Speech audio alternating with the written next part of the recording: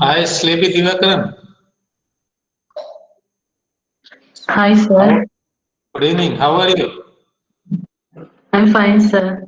But Good. I'm not sure, some network issues here. So if any problems come, can Yeah. you play the PPT? Yes. We have downloaded your PPT. Okay, sir. Mhm. Okay. Within 5 minutes, we will start. Okay, sir. Thanks.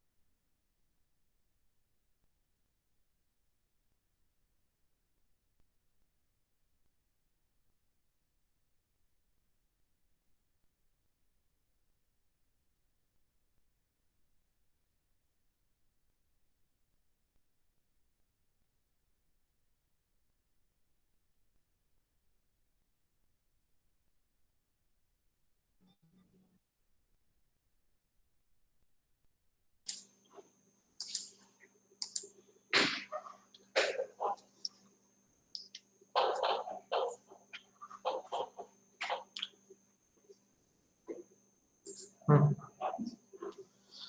Hello everyone, welcome you all again to the second day of 1 week long ongoing Indo-Canada SPARC student research conclave on RF energy harvesting systems SRC 2020 organized by National Institute of Technology Silchar India in association with Delhi Technological University Delhi India and Queen's University Kingston Canada and hosted by Electronics and Communication Engineering Department NIT Silchar. I extend my warm welcome to the first invited speaker of Day 2 session, Ms. Salebi Divakaran, PhD scholar, APJ Abdul Kalam Technical University, Uttar Pradesh, India. Salebi Divakaran received her BTech degree in 2009 from Calicut University, India, and MTech from Cochin University of Science and Technology, India in 2012. She is currently pursuing her PhD from APJ Abdul Kalam Technical University, India. She has published 6 conference articles and 1 journal paper. She has presented her paper in APNC 2019. Her research interest includes antenna design, energy harvesting, and wireless communication. With this, I welcome and invite you, Ms. Libby, to start the session. Thank you, sir. Thank you for the introduction. I am very much privileged to be a speaker in this SRC Conclave 2020. So I will present my screen.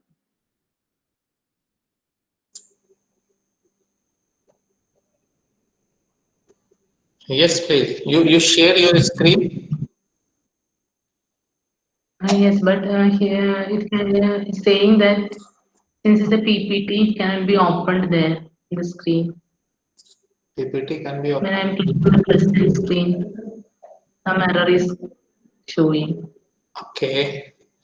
Uh, Let us try to start PPT from this side. Okay.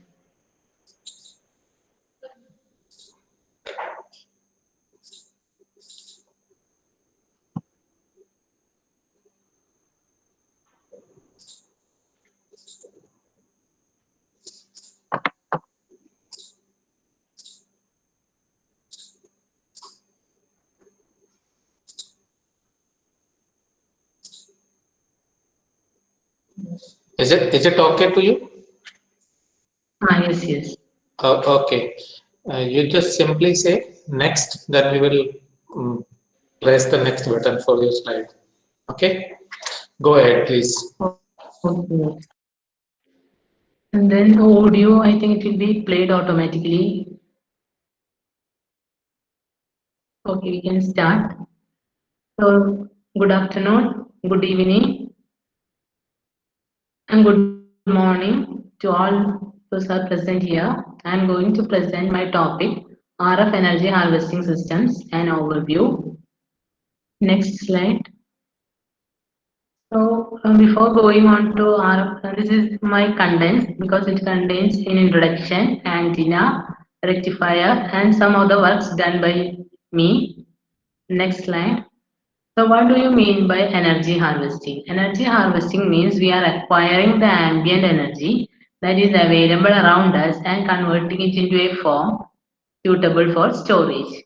Why is it necessary? Because the development of VLSI and embedded systems had led to the development of low power devices like wireless sensor nodes, IoTs, etc. And these devices power for their operation which is accomplished using batteries. But once these batteries get exhausted, they are thrown into the environment causing pollution. So we should increase the lifetime of the batteries. For that, energy harvesting is a green and self-sustainable solution. Next. Next slide, please. So next, the wireless power transfer. The wireless power transfer means we are transmitting the power from one place to another without the use of wires. According to the World Resource Institute in India, about 40% of the energy is lost through transmission through wires. The wireless power transfer concept was first demonstrated by Nikola Tesla in 1890 by lighting electric bulbs wirelessly at Colorado Springs lab using electromagnetic induction. The system consists of a transmitter that received power from a power source and converted it into a time-varying electromagnetic field. And the receiver was used to convert the received power back into AC or DC. And this wireless power transfer is useful in situations where we cannot interconnect the wires and also in hazardous situations. Next. The wireless power transfer led to the development of solar powered satellites. Next slide, sir. So in radio communication, the information should also be received intelligibly along with the power. But in while the major disadvantage in wireless power transfer is that amount of energy that can be received is limited by the distance between transmitting and receiving antennas. That is given according to the first transmission equation where PR is equal to PT GT GR into lambda squared by 4 pi R squared. PR is the received power, PT is the transmitted power, GT is the transmitting antenna gain, GR is the receiver antenna gain, R is the distance of separation between the transmitter and receiver, lambda is the wavelength corresponding to the desired frequency of operation. And from that led to the development of solar powered satellites where these satellites are launched into the space along with the reflectors. These reflectors are spread in the vast area of the space and they provided an unobstructed view to the sun. So they can harness the solar energy. And this energy is then converted into a microwave or laser beam and sent to the Earth power stations that will receive these beam and add it to the electric grid. Next slide. So the development of these solar powered satellites required some devices that can convert the signals into DC for storage. And that led to the development of the retina. In 1960s, the retina was developed by William C. Brown and he powered an helicopter solely using microwaves. Thus came the introduction of retina. Next slide, please. Next slide, sir. So based on the power transfers, there are two types of transfer. One is near field transfer and other one is far field transfer. In near field transfer, there are two types, inductive coupling and magnetic resonance coupling. In inductive coupling, power is transmitted between coils of wires by a magnetic field. The AC current flowing through the first coil creates an oscillating magnetic field according to the Ampere's law. This will introduce a magnetic field through L2 and hence induce an EMF in the second one. Whereas in magnetic resonance coupling, energy is transmitted through evanescent wave coupling between them. Evanescent waves means it is an oscillating electric or magnetic field that propagates an EM wave but whose energy is spatially concentrated in the vicinity of the source. The main features of these are it has high efficiency and high incident power. But the disadvantage is that the efficiency will be decreased as we increase the distance. The other form of power transfer is the far field power transfer, which we are working with. Next slide, please. In that, the incident energy is limited by the separation between receiver and transmitter according to the first transmission equation. And there are two types of far field energy transfer. One is dedicated and another one is the ambient energy transfer. Next slide, please.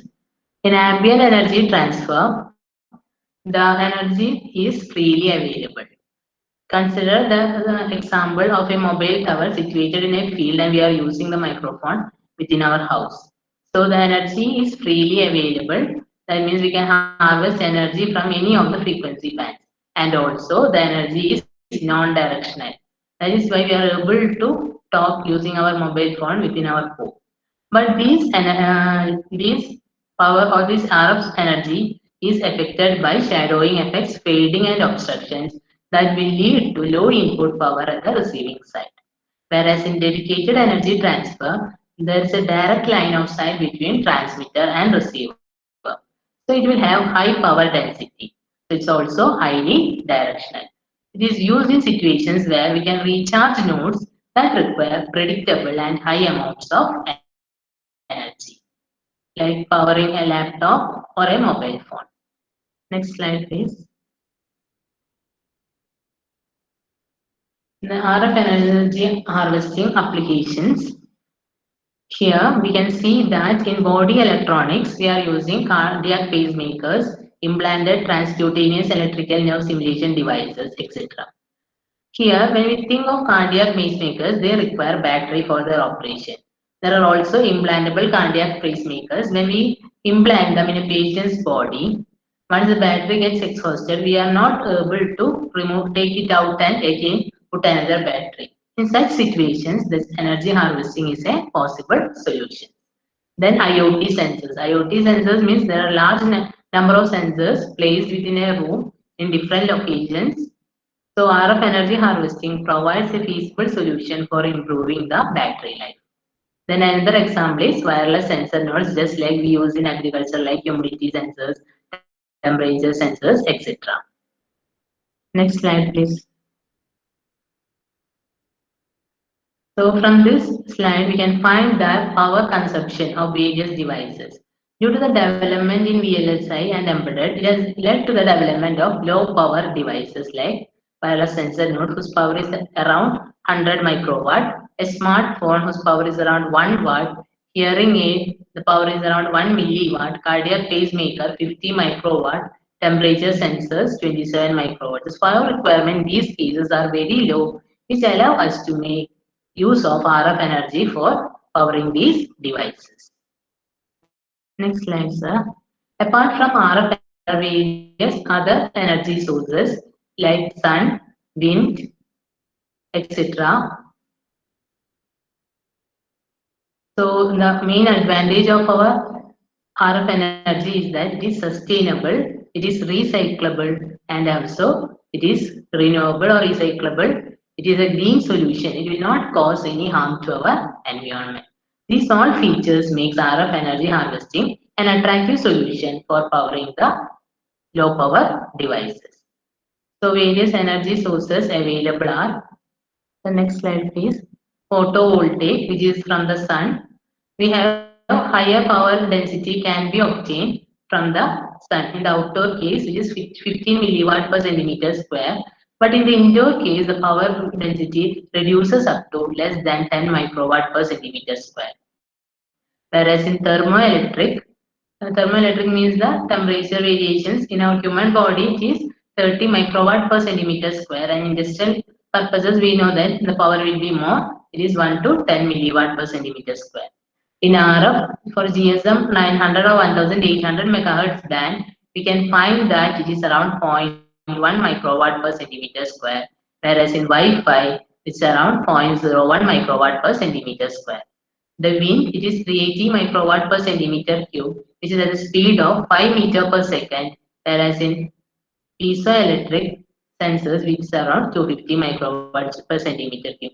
While we comparing this, we know that the sun is a major source of energy, but the sun suffers from few disadvantages like it is not available all the time, and also it is not reachable to remote places. Whereas RF energy has the advantage of reachability as well as its continuous supply. Apart from this, about huge power is provided in the base stations. Only 20% to 30% power is used for communication. Remaining power is wasted. So these power can be used for powering these low energy devices. Next slide, please. We can know which all are the RF sources available with us. This table shows the various RF energy sources. One is Wi-Fi 2.4 to 2.423 gigahertz. Then GSM 900, both uplink and downlink is given 880 to 915 and 925 to 960 megahertz. Then for 3G, 4G, 4G is a present band 2.3 gigahertz, 2.4 gigahertz, and 4G band 3 1710 to 1785 megahertz and 1805 to 1880 megahertz. Then FM is 87.5 to 108 megahertz, TV is 585 to 698 megahertz. So these all are the sources available for us for harnessing RF energy. Next slide, please.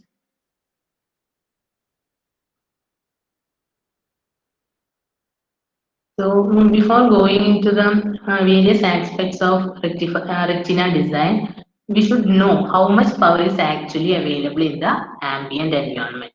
For that, I am taking an example of a survey conducted at the city of Bristol in UK, and they have used a FSHH spectrum analyzer, and in order to receive power from all directions, they have used a broadband omnidirectional discon antenna which is operating from 0.5 to 6 GHz, so that almost all the frequency bands which we have mentioned before is being covered.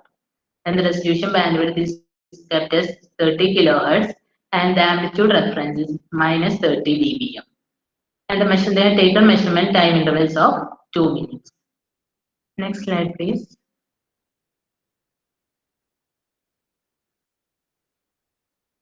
Next, from these measurements they had obtained, we can find that during a mobile call, the received power density is around minus 20 dBm per centimeter cube square. That is, the power density of maximum minus 20 dBm per centimeter square can be obtained while we are on a call. Also, they have found that this power density can increase up to minus 10 dBm per centimeter square when we are doing data transfer. That is when we are downloading something like that. At that time also the power density is being increased. So if you are traveling in a train or bus, the power density will be more as more people will be using mobile phones and data transfer is being occurred. The next slide, please. They have also done a study of the data messages they have transmitted and received. So here we can find the power density has been increased to minus 20 dBm per centimeter square. Similarly, for a web page downloading, you can see that the power density has risen up to minus 5 dBm per centimeter square, depending on the frequency. Minus 5 dBm per centimeter square is obtained in the range 2.5 to 3 GHz range, whereas in nearly minus 10 dBm is obtained in all frequency ranges. Next slide, please. Then they have done a study on the urban environment where they have selected a radius of 400 meters, and in that they have classified the dense areas into macro cells, then micro cells, and DVB. T is the digital DV transmission, and they have done around 3686 measurements in 1 week, and from that they found that the received power density is as low as minus 90 dBm per centimeter square. Next slide, please, sir. Next one. So here we can find that the received power density is as low as minus 90 dBm per centimeter square. So in a digital TV transmission is considered GSM 900, all the frequency bands are being considered. And also we can find that the peak occurs during afternoons or evenings, and the power density is very low during early morning. Next slide, sir. So on the basis of this, we can summarize on the table. And this table, they have taken measurements using by walking with this antenna, then driving in a truck, then driving in a car, then by foot or train. And they have found that in DTV or GSM 900 band, the maximum power that can be received is as low as minus 48.7 dBm per centimeter square. So the ambient energy is as low as minus 48.7 dB per centimeter square. So this is about the amount of energy that is available to us to harness. So now we can go into the retina circuits. Next slide, sir. So the circuit consists of an antenna, a matching circuit, a rectifier or a multiplier, along with the low pass filter and the load. The antenna plus the rectifier is known as the retina, and which is the heart of the RF energy harvesting circuit. This circuit is characterized by two matrices. One is efficiency and another one is the sensitivity. Efficiency, here we term it as power conversion efficiency because we are receiving an ambient electromagnetic wave which is an AC signal, and we are converting it into DC for storage. So this phase is known as the power conversion efficiency. Next slide, sir. So power conversion efficiency is the main characteristics or metrics that determine the performance of an RFEH system. Then sensitivity is the minimum limit of the incident power that is required to trigger the operation of a system. So sensitivity in dBm is given by 10 log to the base 10 power divided by 1 milliwatt. P is the minimum power the system required to perform a task. Next slide. Then we are going through details on the antennas and matching circuit. So we have found that we are concentrating on sensor nodes. So the size of these nodes are small. So the size of the antenna should be small. So it should be compact. If possible, high gain. Then broad bandwidth is desired. Harmonic rejection because this rectifier is a non-linear element which along with the fundamental frequency produces the harmonics. These harmonics has the tendency to go back into the antenna and deteriorates the performance. So we should remove these harmonics. Then circular polarization over linear polarization because its efficiency will be more because it can receive both the polarization. So horizontal as well as vertically signals will be received. Then desirable characteristics are reconfigurable. Reconfigurable means depending on application because reconfigurable in true sense will not come under energy harvesting. But if some applications demand, we can go for reconfigurable antennas. Then hybrid means we are combining two energy sources, that is solar energy with RF energy or wind energy with RF energy, so that this RF energy acts as a bystander. That means once one option is not there, we can use RF energy for powering them. Then another option is wearable or implantable in body-worn applications. There, SAR limit is a major consideration. Next slide, please. So, what are the essential features for antennas and how we can achieve antenna size reduction? According to the choose antenna, small antenna limit theory, we have minimum quality factor is given by half of 1 by k alpha the whole cube plus 2 by k alpha, where alpha is the radius of the sphere in which the antenna is enclosed. The major limitation is that if we reduce the antenna size, its bandwidth shrinks and also the radiation resistance will be less than the loss resistance and efficiency will be reduced. So Q is also given by resonant frequency by bandwidth, so they are also inversely proportional. So there's a major trade-off between bandwidth and gain. So our design challenge is to design compact antennas which are efficient as well as broadband. Next slide, please. So what are the common methods used to achieve size reduction? So we can use high dielectric materials, but high dielectric materials have low loss and they enable size reduction as gate wavelength is reduced. But it introduces surface wave excitation and hence gain is reduced. And geometric optimization using slots. Slots works according to the Bagnet principle, and here, the RLC circuit, they act as an RLC circuit, and due to fringing of the fields in the slot, its length is increased and hence resonant frequency gets reduced. But due to the reduction in antenna aperture, its efficiency is reduced. What is the solution?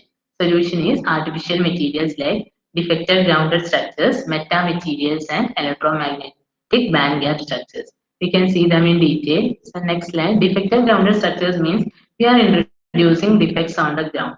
So they are modeled as equivalent LC circuit.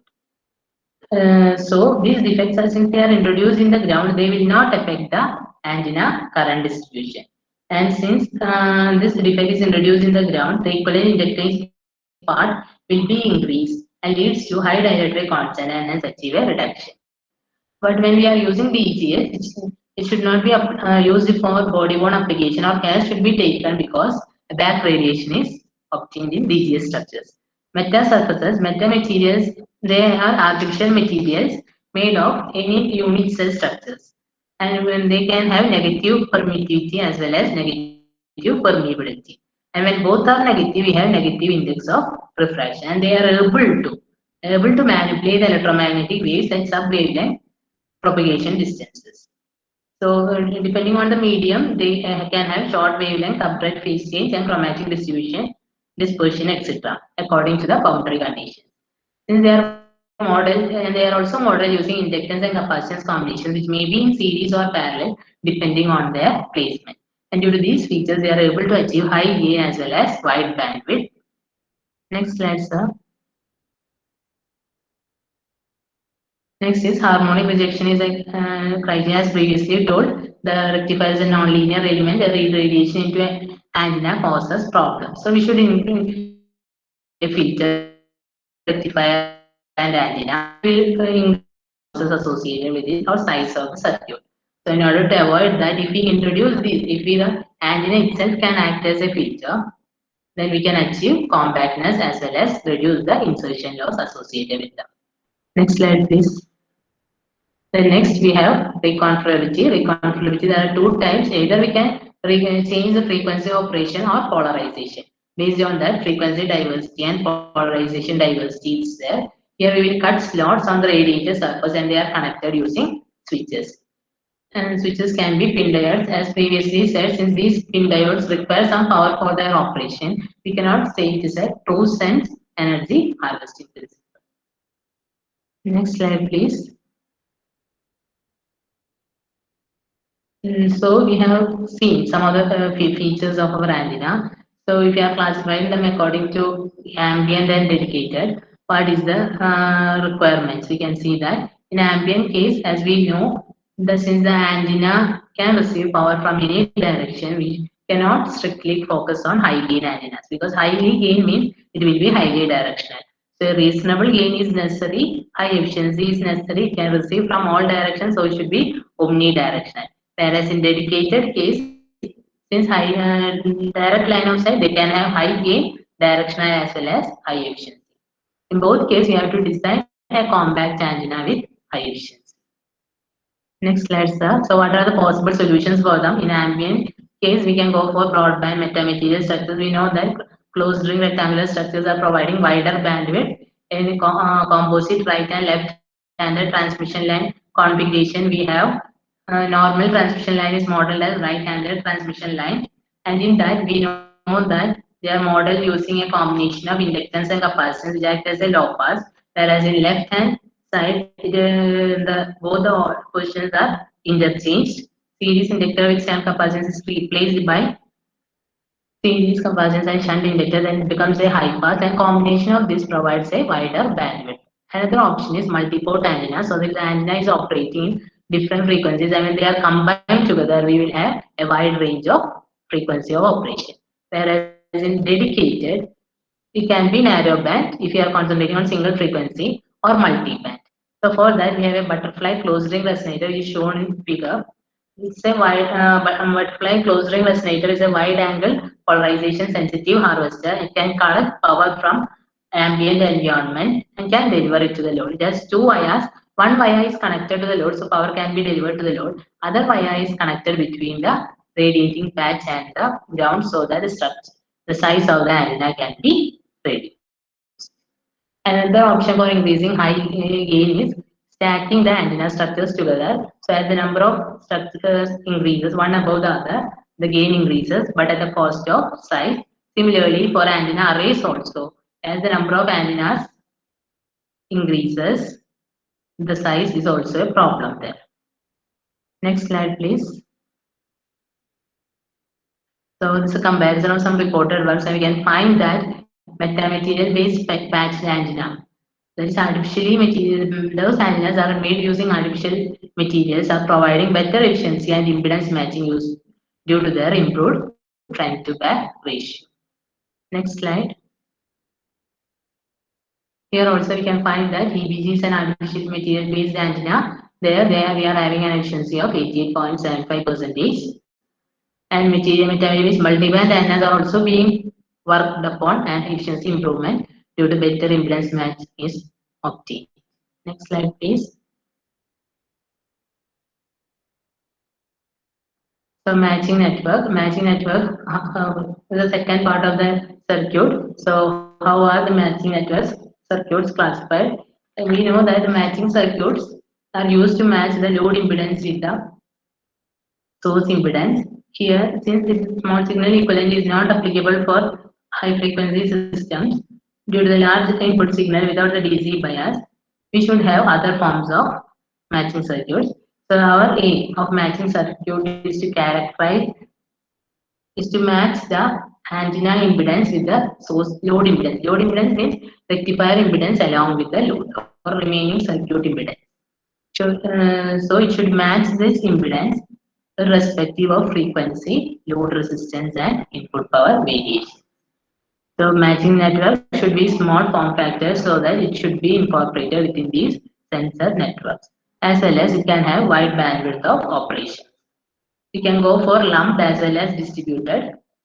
But in some cases, due to high frequency operation, it's not possible to get lumped elements for all, and also parasitic losses are more at increased frequency. We are going for distributed networks also. Then design challenge is that how antenna impedance changes with load as well as input power. Solution is adaptive matching networks where the impedance can be changed according to the input power as well as frequency. In that, broad bandwidth circuits can be developed and bandwidth improvement is provided by second order match. Next slide, please. So we can find an example of a section matching network. It is used in the low power regime and can you pre-boost the input signal reaching the rectifier. Then Rn and Cn are the resistance and capacitance at the output side. Lm and Cm are the inductance and capacitance of the matching network. They are designed using this equation. Lm is equal to Rin by omega naught into Q plus omega naught into Cn into Rin, and Cm is equal to Rn divided by Lm into Rin plus Rs into 1 by omega naught squared minus 1 by Lm into Cm. Q is the quality factor, omega naught is the angular frequency, and Rs is the source resistance. Next slide, please. So, what are the solutions for matching network design?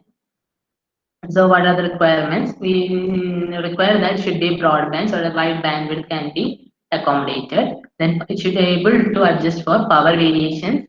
Then harmonic rejection. So, should be able to remove the harmonic generator from the nonlinear device. Whereas in dedicated should have high Q factor. Then narrowband or multi-band impedance matching. Depending on our application, harmonic rejection is required in both cases. In dedicated, we can go for multi-band matching network because compared to a narrowband circuit, multi-band provides better output voltage. So the challenge is how to design a broadband matching network or multi-band matching network. Next slide, please. So in matching circuit, the solution is for broadband, you all know Silchar or Butterworth bandpass filter design can be employed. Also, transmission line based design can be employed for achieving broadband matching circuit design. Whereas in dedicated, we can go for LC matching networks, then stubs using open and short circuited stubs. But in multi-frequency impedance matching, we have resistance compression network. Resistance compression networks are used to reduce the form factor of the antenna, form factor of the retina. It allows achieving smaller variations in input power. Input impedance of the rectifier even under large variations in input power. It allows to achieve smaller variations in input impedance even there is large variations in the input power. Hence, it will reduce the sensitivity of the rectifier according to the input power and load conditions. It consists of two branches that present opposite phase conditions to design frequency. So then power variation, we can have Wilkinson power divider and branch line coupler, whereas in dedicated, power variation is not there since constant power is obtained from the transmitter. Next slide, please. Then the rectifier, there are many configurations of rectifier possible. I am considering the Willard rectifier because it is most commonly used. In this, during negative half cycle, D1 is forward bias and capacitor C1 will be charged.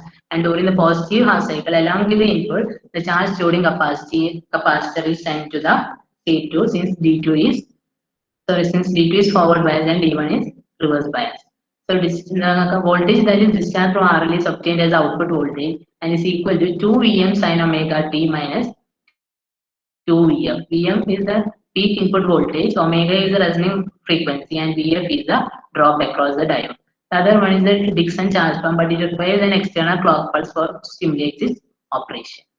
So the Willard structure is used because of their simplicity and also high efficiency and reduced loss because a single stage provides better efficiency compared to others because as the number of stages increases, parasitic losses also increases. Next slide, please.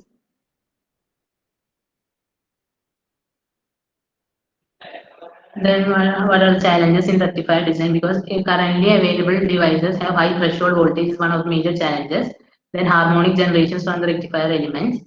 And we know that on previous slide we seen that V0 is equal to 2Vm sin omega t minus 2Vf, and according to Shockley, the diode current IDC is equal to Is into V0 Vm by MVT e raised to minus 0.5 V0 by MVT minus 1. IDC is a DC current, Is is a saturation current, V0 is a Bessel function, Vm is a peak input voltage, Vt is the threshold voltage, and M depends on the material being used for fabrication. And from this, impedance is given by diode voltage drop divided by current. We will get Vm sin omega t minus 0.5 V0 by Is into V0 Vm by MVT e raised to minus 0.5 V0 by MVT minus 1. From this equation, it is very clear that the input impedance varies with the input signal, that is input power, input frequency, and load impedance. So this is a major design challenge in our rectifier design. Next slide, please. So what are the solutions? One is multi-band resonance circuit. So more power can be harvested. Then zero threshold MOSFET means we are reducing according to the making the modifications in the device itself. We are reducing its threshold voltage to zero so that it can operate from very low input voltage. Then use of power devices. We can see them in detail. Next slide, please. The multi-band resonance circuit, the simultaneous multi-band input power is equal to the sum of the RF powers at each tone. So Pm is equal to sigma E equal 1 to n PFI. Pm is the multi-band tone power, and PFI is the power at each tone. Multi-band means there will be number of frequencies, and if we add the power at each frequency, we will get the total power, and then is the number of tones. Then the conversion efficiency becomes Pm minus P loss by Pm. So Pm is the multi-band power, and P loss is the power loss due to the power consumption in diodes and circuits. So, compared to single or narrow band frequency, as I had said previously, in dedicated case, if we go for a narrow band frequency, the power will be small. Whereas if we go for multiple frequencies, dedicated, the input power is also high, so we will get a more output voltage. Next slide, please. And we are having power dividers. As previously mentioned, I said about branch line couplers and Wilkinson Raval divider. Branch line coupler is basic 3 dB directional coupler in which power is obtained from port 2 and port 3. They will have a 90-degree phase shift. Port 1 and 1 is the input port, 2 and 3 is a coupled and transmitted port. In Wilkinson power divider, the input is split into equal parts at P2 and P3. A quarter wave transformer is used to match the split ports to the common port, and the resistor fully isolates port 2 and port 3. And if we combine the outputs obtained from each of the output obtained from each of the port, we will get a increased output. So in this way, they helps us to provide an increased output. Next slide. Then DC combining. DC combining is what we are told about, combining the outputs obtained from each rectifier circuit, thereby increasing the output is a DC combining. So it will reduce the effects of power imbalance on conversion efficiency. We can connect the output resistor either in series or in parallel. If we are connecting it in series, the DC load impedance is twice the higher value, whereas for parallel connection, the load impedance is half the original value. Next slide, please. So these are some of the works that have been came in the literature, and we can find that even though MOSFET-based devices are there, due to their problems, commonly used devices are diode-based rectifiers, and they have obtained higher efficiency at low input powers. Next slide, please. So the diode-based technologies, there are SMS and HSMS. In that, both are being used, and they are being used at low powers. But compared to HSMS, SMS7630 has lower cutoff voltage, so it is being used widely for minus 20 dBm input powers. Also, single stage devices provide higher efficiency compared to multiple stage devices. Next slide. So how can we design an efficient RF energy harvesting system? So frequency of operation, range, and the desired output voltage are our criterion to determine which rectifier topology is being used. We can use circularly polarized compact antenna with wide bandwidth and wide beamwidth. So they allow us to circularly polarized compact antenna with wide bandwidth and wide beamwidth allows us to achieve more gain as well as efficiency. Then rectifier topology and number of stages are determined based on the application and the required output voltage. If the input RF voltage is low, harvest power from multiple sources simultaneously or use a boost converter in between antenna and a rectifier circuit. Using DC combining circuit of multiple antennas also improves the output voltage. If the output DC voltage is low, use a voltage booster to improve the output voltage. These are some of the possible solutions to the efficient RF energy harvesting. Next slide, please. So this is one of my work here. Just to demonstrate an RF energy harvesting system using a low cost substrate, and then the circuit cost up to only 500 rupees. Next slide, please. So the circuit consists of a basic microstrip patch antenna I have used here. So the basic design equations are this: width of the patch is given by C divided by 2FR into root of 2 by 1 C is FR is the resistance, epsilon R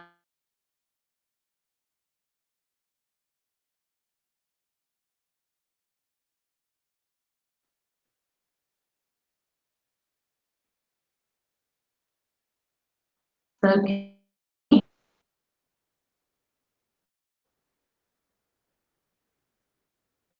Sir, can you hear me? So length is Hello. defined by. Now I can hear. This was then a network issue, I think. Can you hear me, sir? Yes, yes, we can hear you now. Okay. So the length is given by C divided by 2FR into root epsilon effective minus 2 delta L. Delta L is the change in length. Delta L by H is equal to 0.412 into epsilon effective plus 0.3 into W by H plus 0.264 divided by epsilon effective minus 0.258 into W by H plus 0.8, where L is the length of the patch, C is the velocity of light, FR resonant frequency, epsilon effective is the electric constant changing of the electric patch, L is the W is the width of the patch, and H is the thickness of the patch. Next slide, please. So here we have designed a square patch antenna of length 38 mm and width 70 mm. So the location of field, there is a problem. And then No, no. we can find that the measured and simulated results are almost in agreement, and the antenna resonated at 1.8 gigahertz. Next slide, please.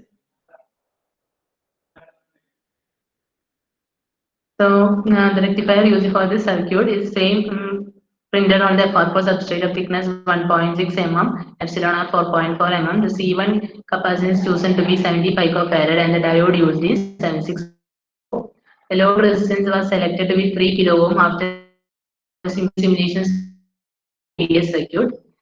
Feed line transmitted 3 and length 8 whether they provided mm to 1 mm to provide a matching 1.5 mm and length 5 mm. TL4 is of length 5 mm. Next slide, please.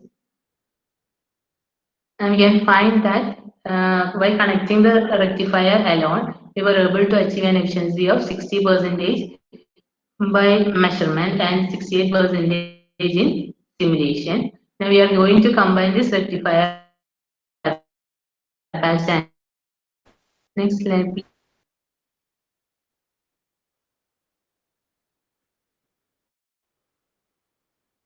Next.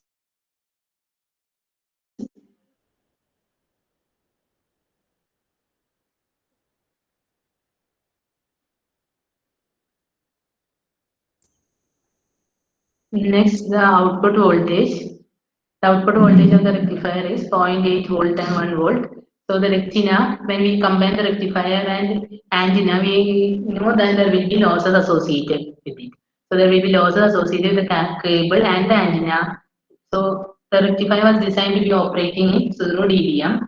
So the input power automatically will become less than 0 dBm. D log D plus 20 log F plus 20 log 4 by C G dB minus transmitting and receiving antenna. C is the velocity of light in air. F is the frequency. D is the separation between them. And the distance of separation between the transmitting and receiving antenna was uh, and F is selected as 1.8 gigahertz. That the rectifier was not working at 0 from the and the retina worked at 10 dBm input power at a distance of separation 4 cm from the transmitter, producing an output voltage of 0.7 volt. That is providing enough voltage to turn on IoT devices. So the retina worked at 10 dBm because of the path loss associated with this. This is our and find that the LED is blinking. So we put 0 dBm and in order to improve the output power from 0.8 to 1.5 volt, we have used a boost converter which is connected. You can see in that.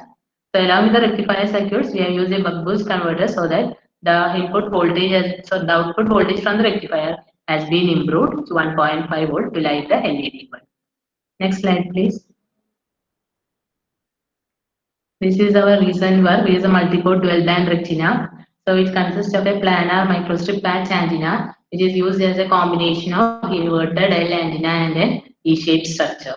In the figure, this is the shorting pin, and F represents the feed position. And the right hand side figure shows the antenna along front view along with the side view. The noise reduction 900 MHz is achieved by placing a shorting pin at S, and the operation at 2.4 GHz is determined by inverted L structure. So the various parameter and length dimensions are given, width of the antenna, length of the antenna, etc.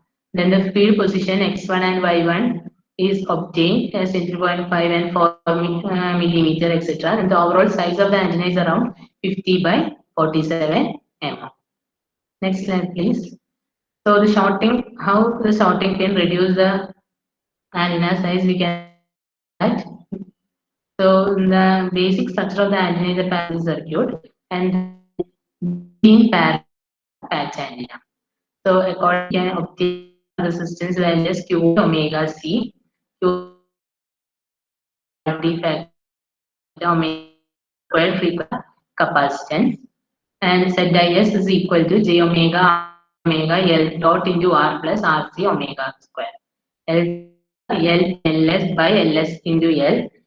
L is the inductance of the patch antenna and Ls is the inductance of the shorting. And from these we can determine how the size reduction is achieved using the next impedance reduction equation. Slide please. So from this equation we can see that ZIS is being changed by L. And the LS shorting post inductance given by 0.2H into log 2H by S plus T plus 2,335 into S plus T by H plus 0.5. Here H is the height of the length of the shorting pin, T is the thickness of the shorting pin. Then the total impedance is given by J omega Ls into ZMSA by ZMSA plus J omega Ls. ZMSA is a parallel combination, so it is 1 by J omega. The impedance and hence we can achieve a size reduction. Next slide, please. Next slide, please. So we can find that the measured simulation results, the antenna resonates at 0.9 GHz and 2.35, and we found the field position by varying the X parameter, and we maximum matching 0.9 GHz and 2.35 GHz. So going to be 23.5 mm. Metric study of a shorting pin here also also shorting pin position is varied and found the optimum position the impedance matching is higher. So we can find point.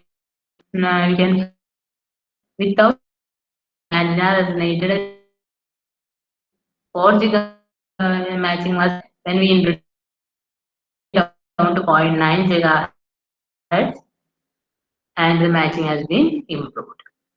So the optimal distance was taken to be 19.2. Next slide.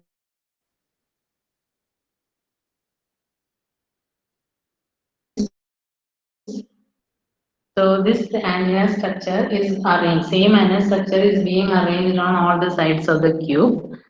So its advantage is that it can receive power from all directions.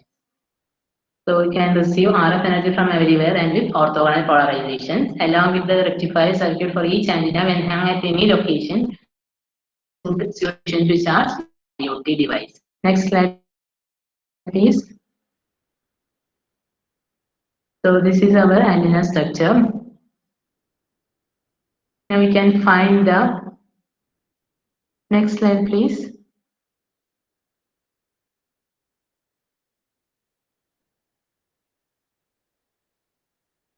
When we antennas, we should one antennas per and from the parameter you can find the direction is at 30 dB. I have connected the antennas. So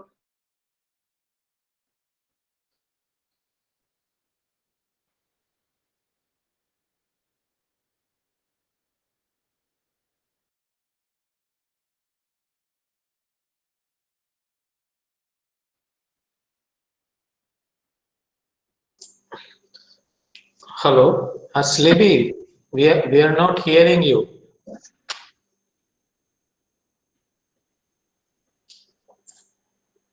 Hello, Sleepy Divakaran, we are not hearing you. Okay, I think she has left now due to some network issues.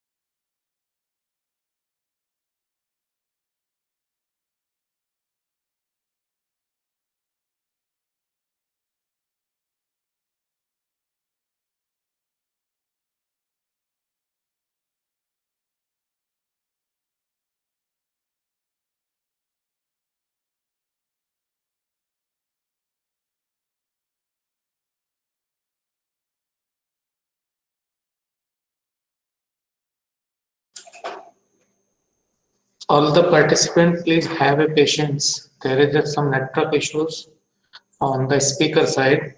She is trying to reconnect again.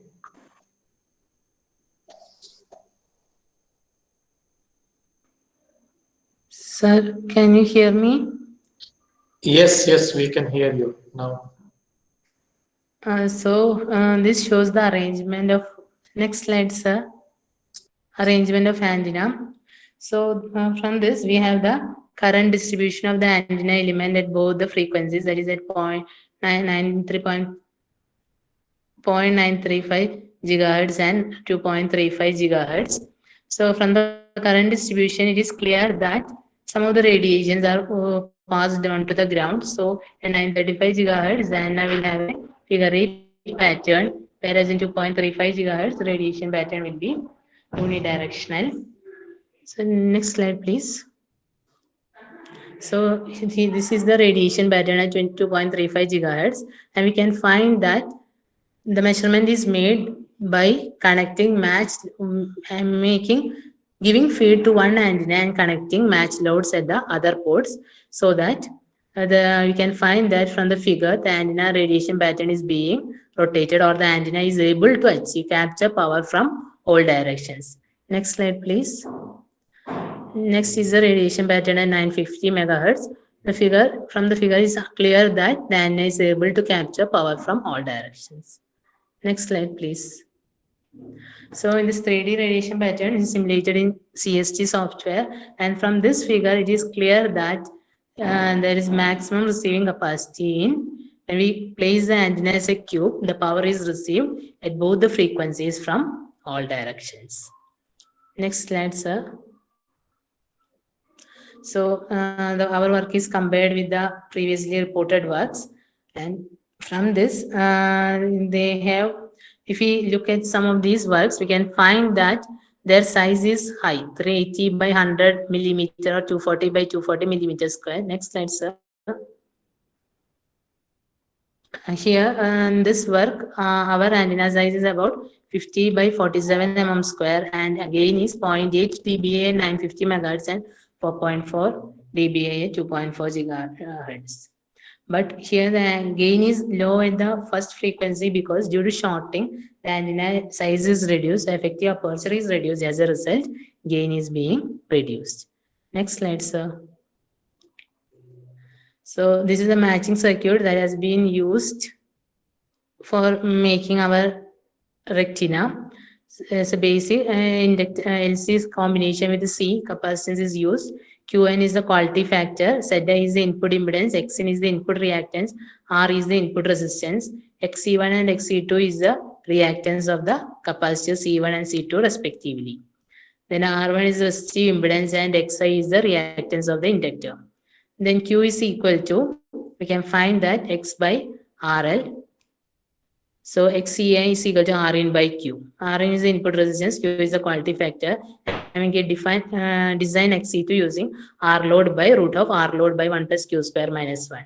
Similarly, XL is equal to Q into RL, and from that Z is equal to RL plus JXL parallel with 1 by J omega C1 into plus 1 parallel with 1 by J omega C2. Next slide, please. So this is our basic rectifier circuit, and from those we obtained the values of inductance by fixing quality factor. We obtained the values of inductance as 50 nanohenry, and capacitance value was 100 femtofarad and 0.01 picofarad. Since these capacitors are not readily available, commercially available, we replaced them with open circuited stubs, and when the value was obtained using length is equal to 1 by beta into n plus 1 into pi minus tan inverse 1 by omega c into z0. The capacitance length was obtained as C1 is 1.75 mm and C2 is 0.75 mm. An inductor is connected before the rectifier circuit so that it will boost the input signal reaching the rectifier circuit. So if you look at the graph, we can find that the simulation as well as measured, the rectifier resonates at the same frequency of 0.9 gigahertz and 2.35 gigahertz respectively. Next slide, sir. So here we have combined a single antenna with a single rectifier circuit, and this circuit was able to obtain a 0.6 volt and minus 20 dBm because the rectifier was made top or impedance matching is maximum at minus 20 dBm, and when we combine all the 6 together, we were able to obtain around 3 volt, as well as the efficiency is also very high, that is around 48% efficiency at minus 20 dBm input power. Next slide, sir. So we have compared our work with the previous works, and we can find that by using 6 ports and dual band operation, we can obtain a higher efficiency for lower input powers and also a high output voltage. Next slide, sir.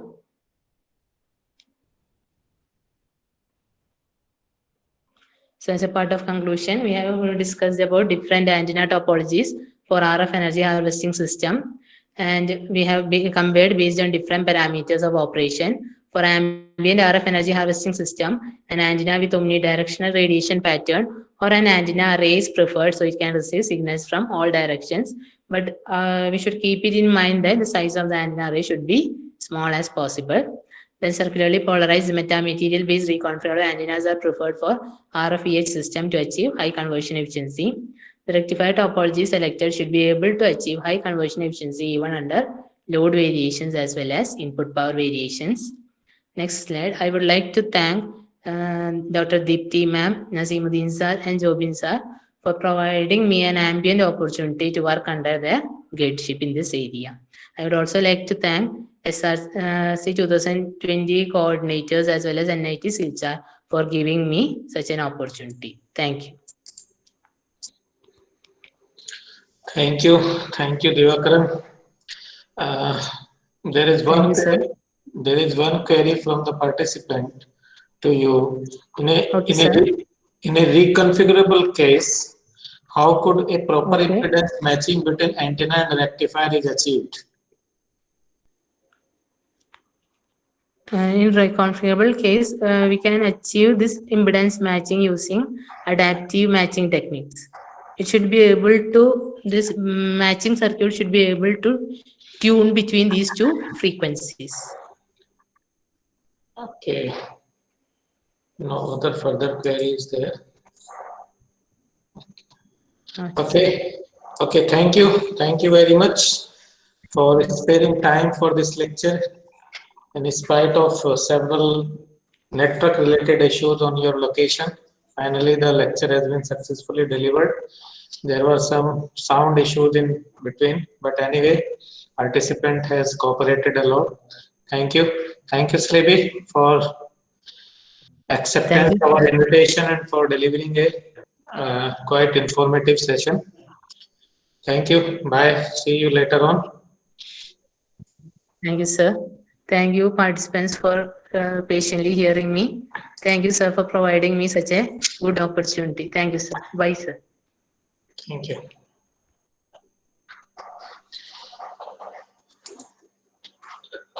Now, I am delighted to have a next speaker, Mr. Kasan Dotov from Nazarbayev University, Kazakhstan. Kasan Dotov received the BSc degree in radio engineering, electronics and telecommunication from Kazakh National Research Technical University, Kazakhstan in 2009 and MSc degree in electronics engineering from Berman University of Applied Sciences, Berman, Germany in 2015. He is currently pursuing PhD in Science, Engineering and Technology from Nazarbayev University, Kazakhstan. His research interest includes broad area of an antenna and high frequency circuit design with a particular focus on wireless power transfer systems, energy harvesting, and the antenna utilized in wireless 40 area networks. Now it is my privilege to invite Mr. Carson to start the session. Hello? Hello, yes, please. You share the screen? Can you hear me? Yeah, we can hear Okay. you. Share the screen.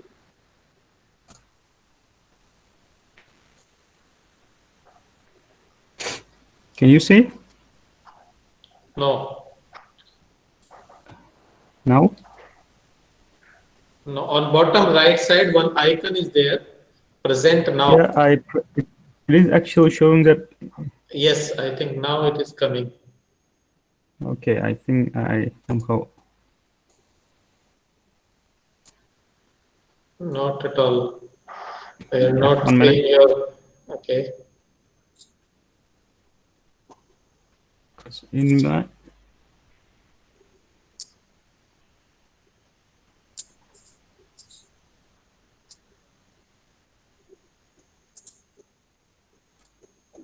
Can you see it now? No, you just open the PPTs and make it full screen. Yes, I did. No.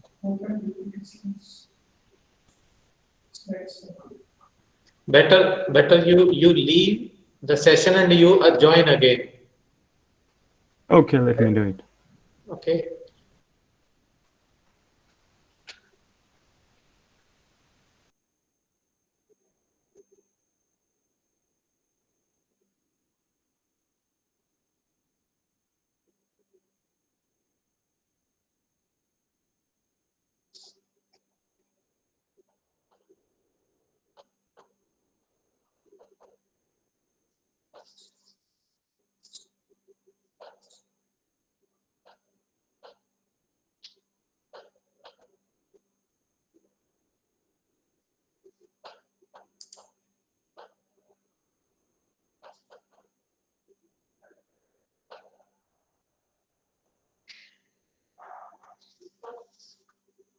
Hello, Mr. Kasan, can you hear me?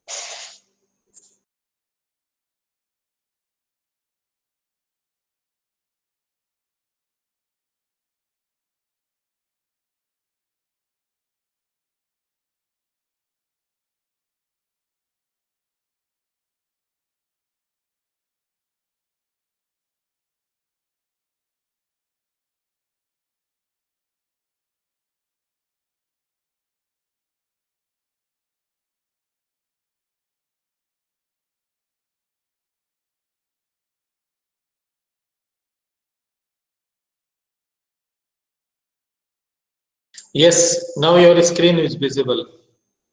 Make it full screen. Yes, on bottom side one icon is there. Yes, please hide it. Okay, now it is fine. Go ahead, please.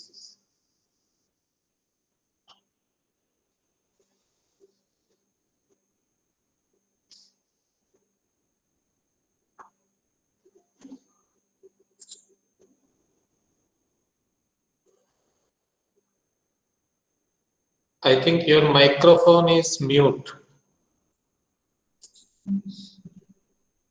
Mr. Carson, your microphone is mute. Make your microphone unmute. Okay. Yeah. Now it is good. So Yes. Make it. thank you. Yes. Yeah. Thank you for inviting for this forum and giving opportunity to present my current research findings. And before just starting, I would like to know if I still have 55 minutes or should I just slightly adjust the presentation time? Oh, that is up to you. No problem. Okay. Yeah. Okay. Yes. Okay. So good evening, everyone. So my name is Kasen Davutov. I'm from Nazarbayev University, Kazakhstan. I'm a PhD scholar here doing my PhD in wireless power transfer systems. So today I'm going to present my current research findings and state of the art in the field of WPT systems. To be more specific, the title of today's presentation is Recent Advances and the Design Challenges of the DGS-based WPT systems. So before going to the main part of the presentation, let me briefly introduce my country, as some of you might have very limited or maybe even have no any idea about the country. Kazakhstan is a country which is located in the Central Asia, and actually, as you can see from the map from left side, it is not that far from India. It's just above India. It is actually a very big country. It is actually 9th biggest country in the world. The capital city is Nur Sultan, which is located in the central part of Kazakhstan. And the Nazarbayev University is located in the city. And university is pretty young university, and it was established only in 2010. Capital city is also young. It is actually known as the youngest capital city in the world. So here you can see some touristic attractions of the city.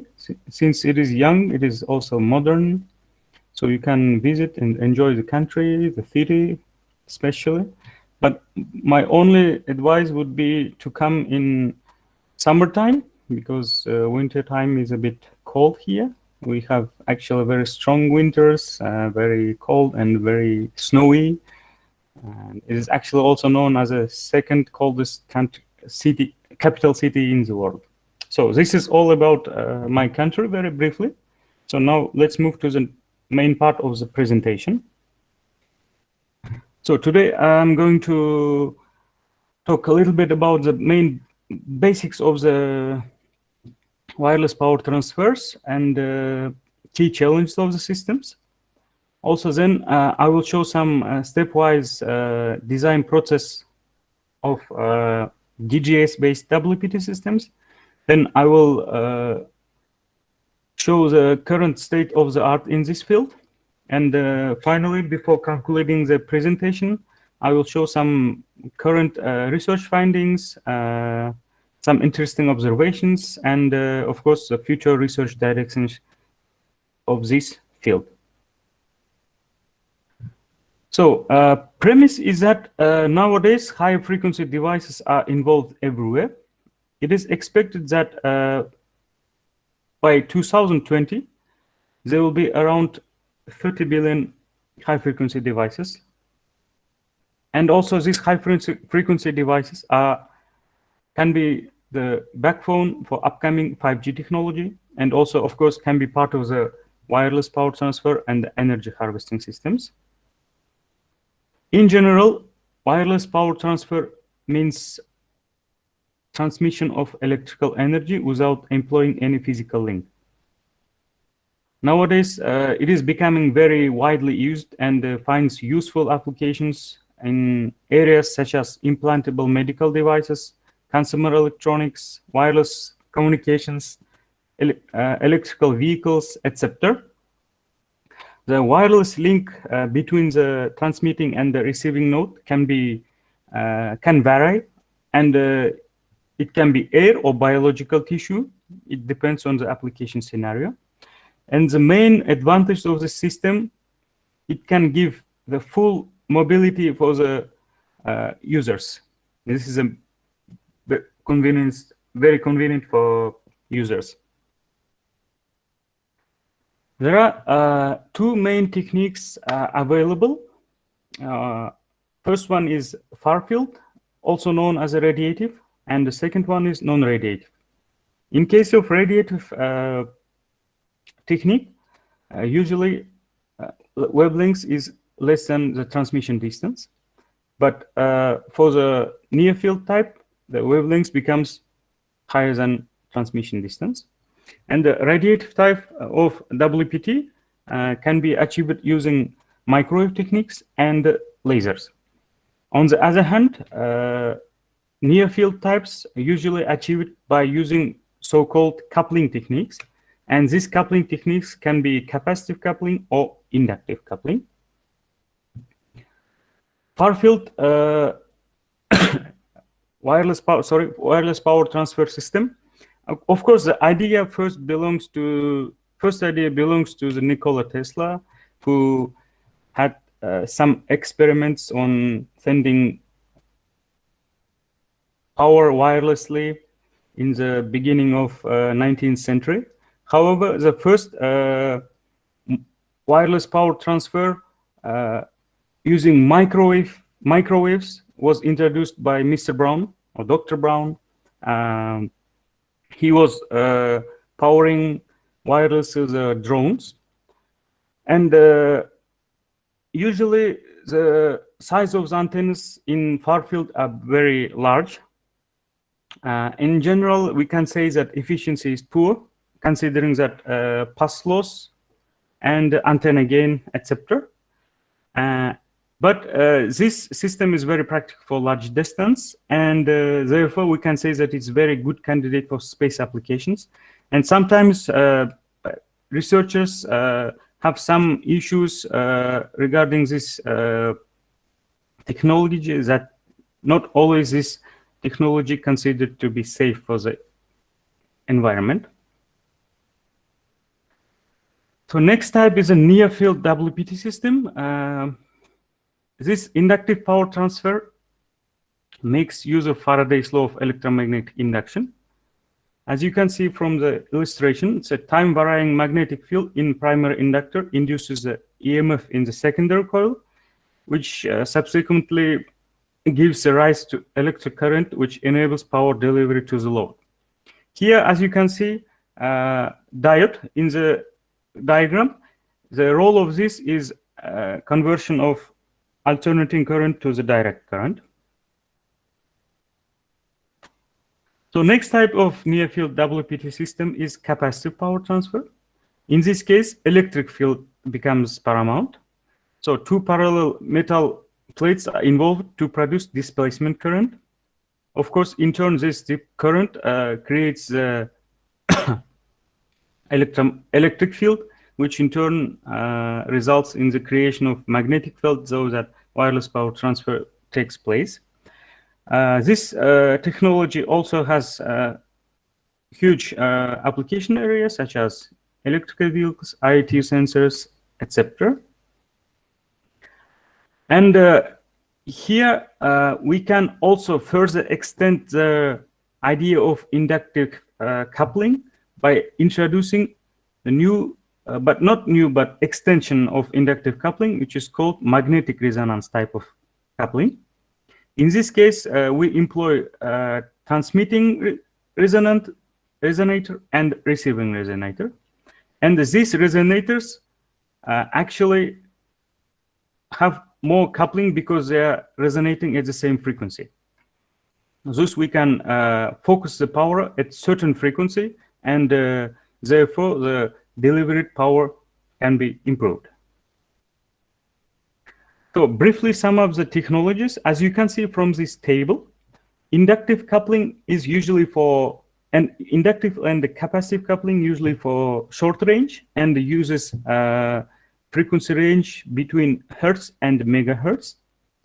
However, as you can see, resonant inductive coupling can be applied for middle range applications and can utilize megahertz, gigahertz range. So considering the current global situation, when every devices are designed to be working at gigahertz, this resonant inductive coupling becoming very attractive technology. So of course, as any technology, wireless power transfer systems have its own challenges. The first is misalignment, means when transmitter and receiver are not aligned perfectly, so this leads to some power loss. Second is separation distance, means how long the power was transferred. Of course, impedance matching, which is actually known for any, that it is an issue for any RF circuit or antenna design. And of course, last one is a circuit size. And usually here it is imperative to note that this transmission distance and circuit size usually application based. For example, when we talk about consumer electronics, maybe circuit size is not that important. However, separation distance can be more important. And vice versa. For example, when we talk about biomedical domain, circuit becomes important and separation distance becomes less important. Therefore, usually there is a trade-off during the design. So usually we choose a parameter according to the application and try to trade off, because it is very hard and pretty nearly impossible to get all the parameters as we wish. So let's see some examples. For example, Lee in his paper tried to compensate the variation of mutual coupling between two coils by introducing switchable capacitor array. However, eventually efficiency was poor during the lateral and orientation misalignment. And also this was working only at high frequencies. On the other hand, Hekal also tried to design a system with strong coupling to obtain higher transfer efficiency. Of course, they were able to obtain high efficiency, which is 85%. However, the power transfer distance is very poor. For example, in this case, they were able to achieve only 5 millimeter. And it is hard to say that it is real practically applicable, because very difficult to find the application with 5 millimeter, where required 5 millimeter only. Another paper by Hekal tried to obtain power transfer at design frequency with optimal efficiency, and for matching they used extra capacitor. However, we can see that this indeed increases the complexity of the system, and of course the robustness of this overall system also deteriorated. So another authors tried to design a system which operates at a very low frequency of 13 megahertz. However, the aim was to design with high Q factor. Also, they did it. I mean, they increased the high quality by introducing parallel strip on the bottom plane. However, again, introducing these strips leads to circuit size enlargement, and in this case, the circuit size is very big, which was 100 by 100 millimeter square. And as I said before, it is very hard to say that this type of resonators or receivers and transmitters cannot be used in biomedical domain. Therefore, one should always keep in mind before starting the design of any WPT system that efficiency should be around 80 to 90%. Also, another desire is that low profile, meaning that we need to try to design small antennas, preferably less than 30 by 30 millimeter square. And also, we have to think about the robustness of the system, meaning that what will be the performance of the system in the occurrence of any misalignment scenario. And of course, there are some papers which uses some random frequencies, which is also not a good idea. Therefore, it is better to set the operating frequency that they have to comply with the commercial standards. Like there are some available standards, some of them are listed here, like CHI standard and the Alliance for AW Wireless Power, etc. So here you can see the comparison of these two types of inductive wireless power transfer. Inductive coupling itself can have lower separation distance and effective in kilohertz range. However, resonant coupling can have high separation distance and effective in megahertz, gigahertz range.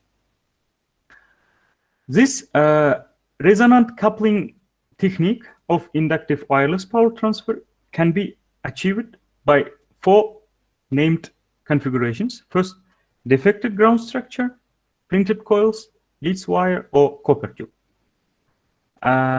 It is pertinent to note here that DGS technique has some certain advantages over other remaining part, such as first, actually I can say that this technique has, of course, many advantages, but one of them is miniaturization.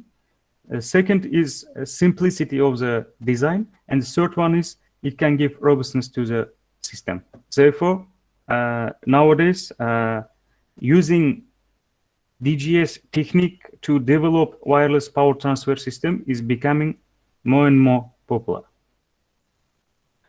So what is DGS?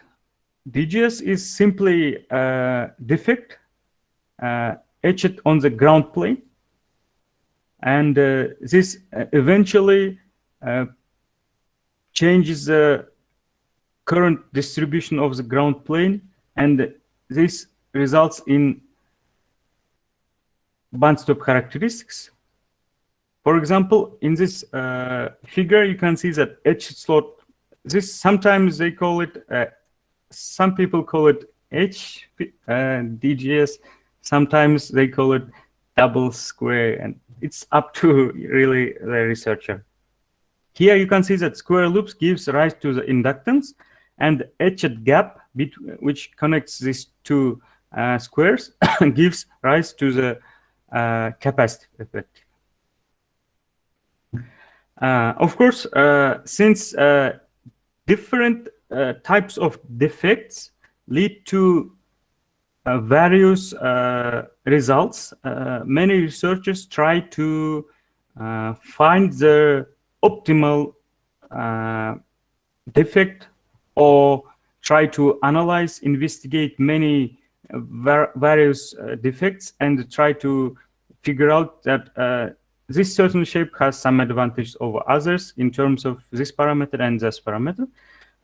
Therefore, many authors did research using these different defects, and some of them are given here. For example, circular head dumbbell, spiral DGS, Minder lines, and you name. Actually, there are lots of possibilities. And for easier design, of course, we have to give the equivalent circuit of these DGS-based resonators. There are actually two different methods of giving equivalent circuit of this DGS-based DGS-based resonator. Sorry. First is simply RLC circuit, parallel RLC circuit, where parameter extraction becomes possible by using EM simulators and some given formulations. I didn't add here because I'm giving only the basics of this. And the second available technique is quasi-static modeling. This is actually more preferable because it is analytical. And also, the difference is that in the first technique, this curve fitting EM simulation is, parallel RLC circuit is applicable for any DGS, and it is unique. But quasi-static modeling, you can describe the physical operation of DGS. That means your derived analytical equation can be for certain type of defect, and it uses microstrip bands, gaps, and crosses for analyzing the defect. Of course, as I said before, this coupling means two resonators must be coupled in order to develop wireless power transfer system. And here, I would like to also mention about equivalent circuit of wireless power transfer. Here you can see that two RLC circuits in the left side and the right side. This actually two same resonators named as TX and RX. And RX is similar to TX. And here you can see that RLC and I for resonance, and CST and CLS for matching. And also the resonators are mutually coupled with each other, defined by coupling coefficient K. And the transmitter and the receiver are connected to 50 ohm so that the WPT system can be easily measured with 50 ohm based measurement instrument. And usually in fabrication and the measurement in experiments, we use high frequency vector network analyzers to measure the performance of the developed system. So let's move to the stepwise design example. First of all, let me start from this. Before starting your design, one should choose the operating frequency, the shape which you want to use, and the board size, and the transmission distance, application, etc. So therefore, you can choose any shape given in these figures. And for example, in this paper, the operating frequency was selected to be 300 megahertz, and authors used initially 3 different shapes of defect: triangular, square, and rectangular. And as you can see from the plot, the resonance in both cases for square and rectangular occurs at around 0.35. But for triangular, it worked at the needed frequency. Of course, there are some optimizations were done, but therefore, authors further used only triangular shape. So once you have choose the defect and set the needed frequency, you can see that it works well in your operating frequency by current surface current distribution plot, which shows that current flowing around the periphery of the defect, which again confirms the resonator working at operating frequency which you want. And then once your resonator works, then step 2, you have to develop a resonator equivalent circuit. As I said before, it can be RLC, parallel RLC circuit, or simple tank circuit, LC parallel. It is really up to a researcher which one to choose. Some people choose RLC, some people choose LC. And here, authors have selected parallel LC circuit as equivalent circuit. So step 3 is evaluation of the resonator performance. Here in the plot, you can see that EM simulations and circuit simulations are in a very good agreement. This again validates the developed equivalent circuit. And please note that for equivalent circuit, usually we use ADS, and for electromagnetic simulations, we can use HFSS or CST. It's again dependent on the person. So then step 4. Once we have ready resonator and we have validated by developing an equivalent circuit, now we can couple them, means we can keep them in a certain proximity, and to develop a WPT system. That's exactly what these authors have done. And you can see that at 0.3 is S11 is showing very good value of matching, which is actually here it's not recognizable, but it is below -10.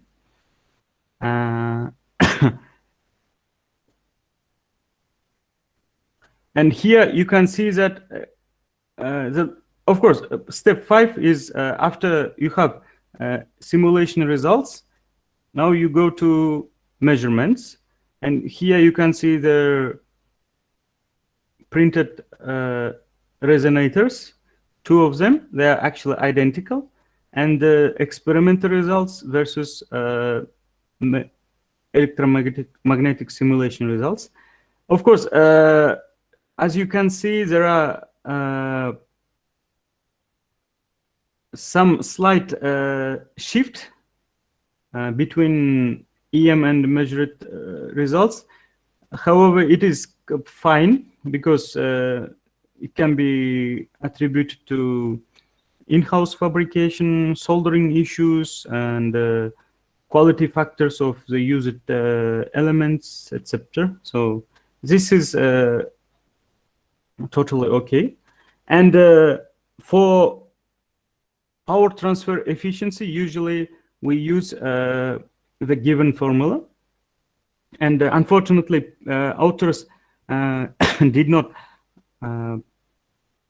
include the values of S21 here, but they claim that efficiency is 80% at the desired frequency of 300 megahertz. So once you have a ready system, you can further analyze your developed system. Means you can check for different scenarios. That's exactly what authors have done. Here they have checked for lateral misalignment, and of course, as was expected, as you can see, in terms of vertical and horizontal shift, the power transfer degrades. Means more misalignment occurs, the more the efficiency drops. Also, they have done angular misalignment studies, and here you can see again when it is misaligned in angularly, it's also the affects achievable efficiency negatively. So that was very brief stepwise DJ-based WPT system design. So let's move to the current state of the art in this domain. The recent advancements actually were necessitated to improve the key factors or key parameters of the system. They are efficiency, power transmission distance, and range. And recently, the multi-band WPT systems becoming very attractive because in one system you can power your load side at the same time. Simultaneously, you can also send data or receive data.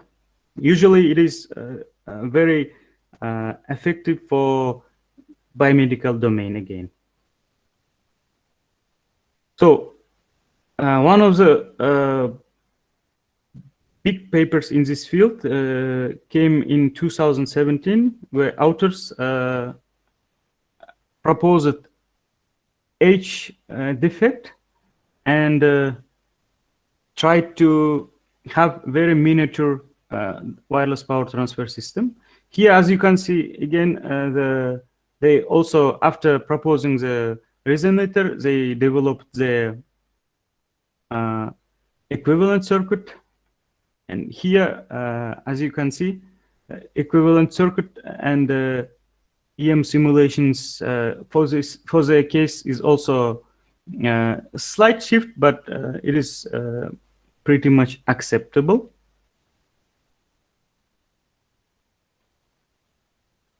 After development of resonator, they were coupled to develop a WPT system, and the separation distance between the resonators result in the transmission from bandstop to bandpass characteristic. That means when a resonator acts alone, it will be acting as a filter, bandstop filter, but when we couple them, it becomes bandpass at the resonating frequency. So the transformation results in power transfer. At the end, the authors had a 20 by 20 millimeter square system operating at 300 megahertz, and also they also developed quasi-static modeling. And here you can see the experimental setup of the work, and the results, measured results, EM circuit simulation, and all of them we can say that in a very good agreement, which again validates EM simulations, circuit simulations, and efficiency was 68% for the transmission distance of 13 millimeter for the case. So next, next focus was practical demonstration, and I should note that this is only available paper which uses real chicken breasts in the experimental setup. But in this case, the size of the circuit was relatively big, which is 50 by 50 millimeter square, and frequency was also relatively small, which is about only 20 megahertz. However, they were able to get 61% efficiency using chicken breasts. So another advancement is efficiency and range enhancement. So in this work, this actually belonged to our group. We have first proposed this plus-shaped DGS, and then we compared the performance of two different size resonators.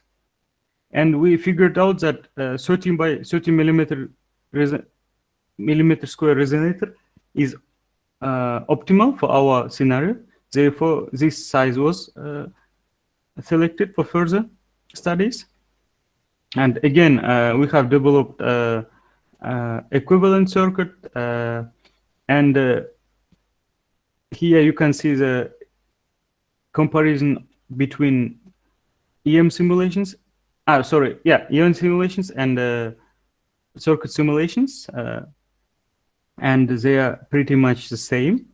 And we actually were able to achieve 86% of efficiency at 25 millimeter power transfer distance with the size of 30 by 30 millimeter square resonators. Here you can see the fabricated prototype and experimental results. But of course, in experimental we were able to achieve 80%, but in simulation it was 86. It can be again because of in-house fabrications, some tolerance of these used elements and capacitors and soldering issues, etc. So recently we came with another idea. As you have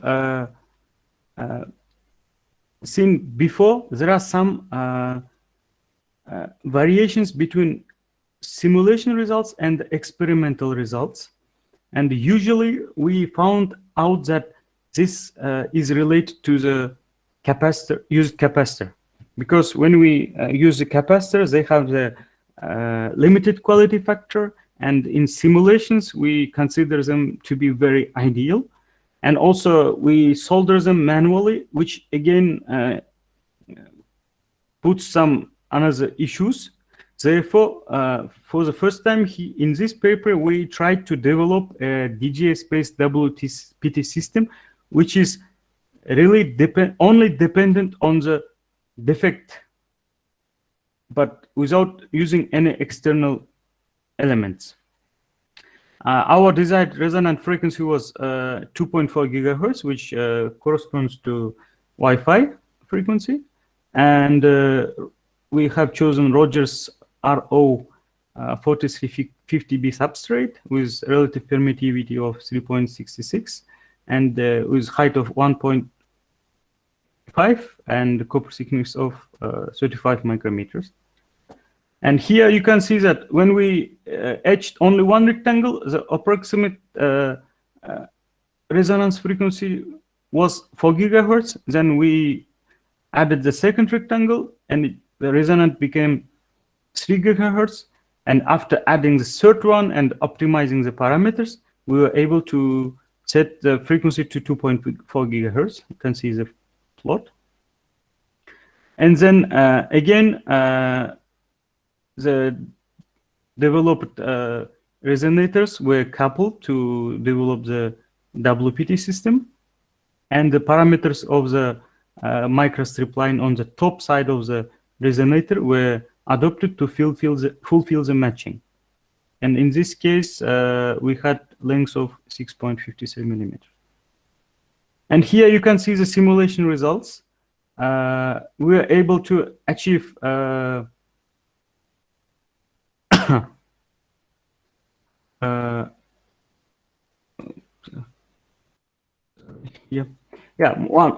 1.9 dB, which is approximately 65% efficiency.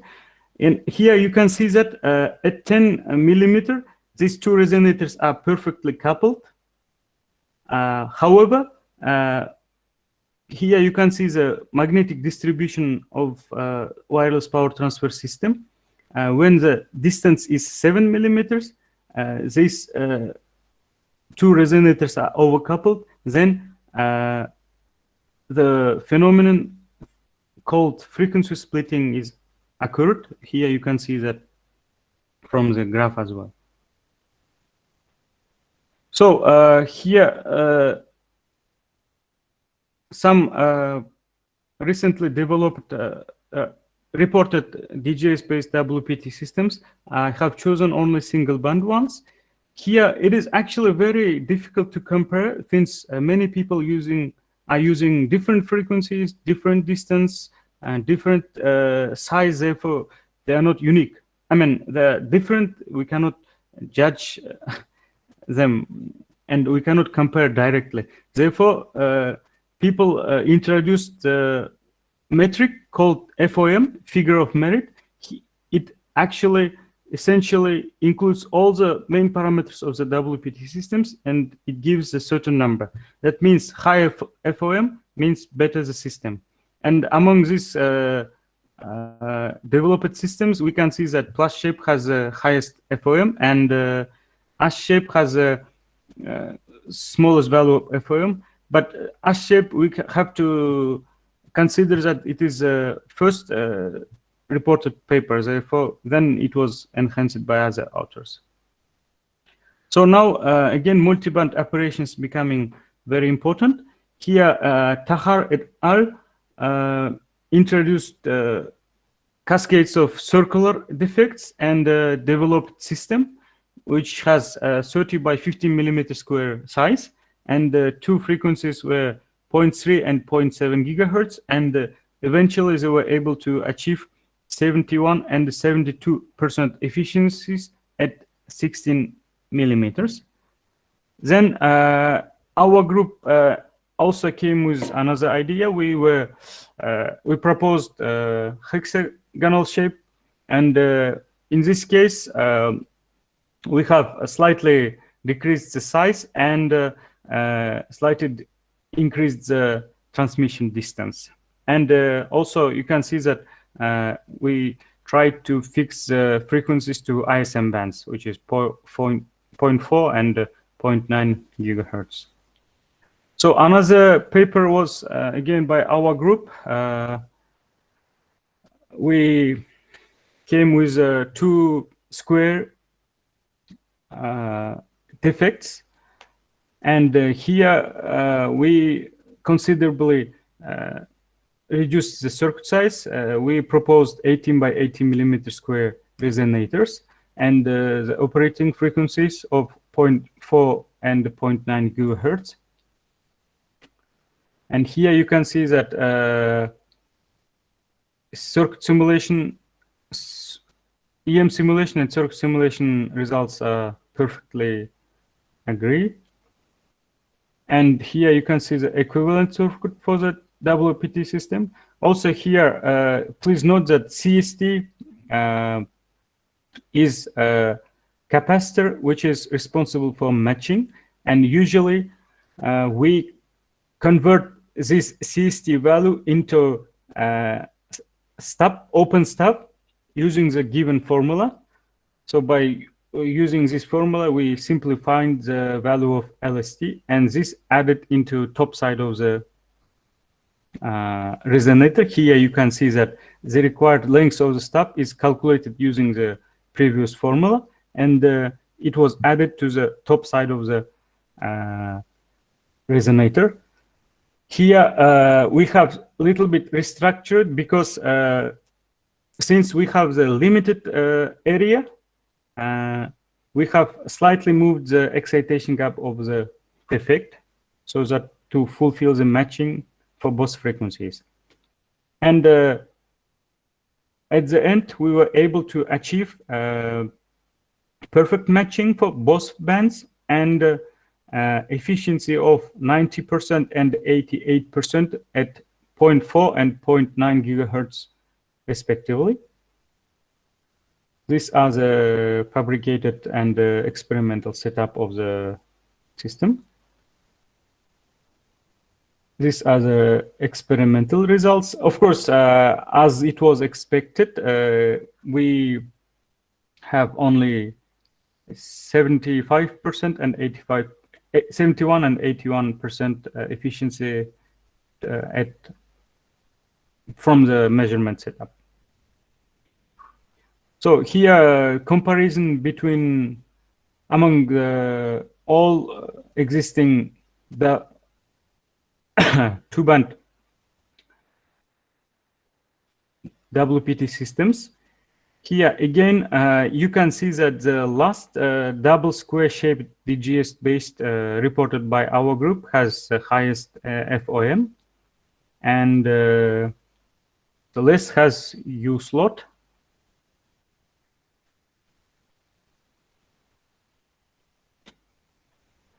So recently, also we have proposed the tri-band system. In this case, unfortunately, I cannot open all the and show all the details of this paper because it's still in the review, in the second round review of in journal. So, but the idea of this paper is that we came with the idea of proposing tri-band because, for example, sometimes dual band might not be enough because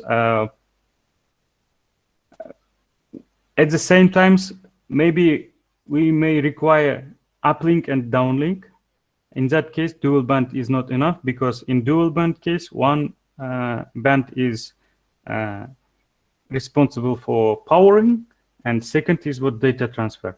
But in our case, we have three different bands, and one band in our case is 0.3 gigahertz is responsible for powering the receiver side, and 0.5 and 0.9 gigahertz bands are responsible for data transfer. Any of them can be used for uplink, and the downlink it's depends on the situation. So let me also briefly try to share some insights. Since, as I said before, it is difficult to compare the performance of different shapes because many people use different frequency, different size, and etc. we different substrates. We made such a comparison. We set all the resonators for one shape, one size, 20 by 20 millimeter square, and we have chosen 6 different shapes. Some of them are frequently used, and we came with the idea that indeed shape has not that much impact to the system, because if you can see this plot, although this S shape has the smallest Q and the circle has the highest Q, but indeed this difference is not that much. Therefore, we tried to investigate other parameters which can affect the Q factor of the system. Please note that maybe I forgot to mention that mainly in order to achieve high efficient wireless power transfer, we need resonators with higher inductance and with high quality factor. Therefore, we have examined all these parameters in terms of Q factor. So what will be the effect of this parameter to the Q factor?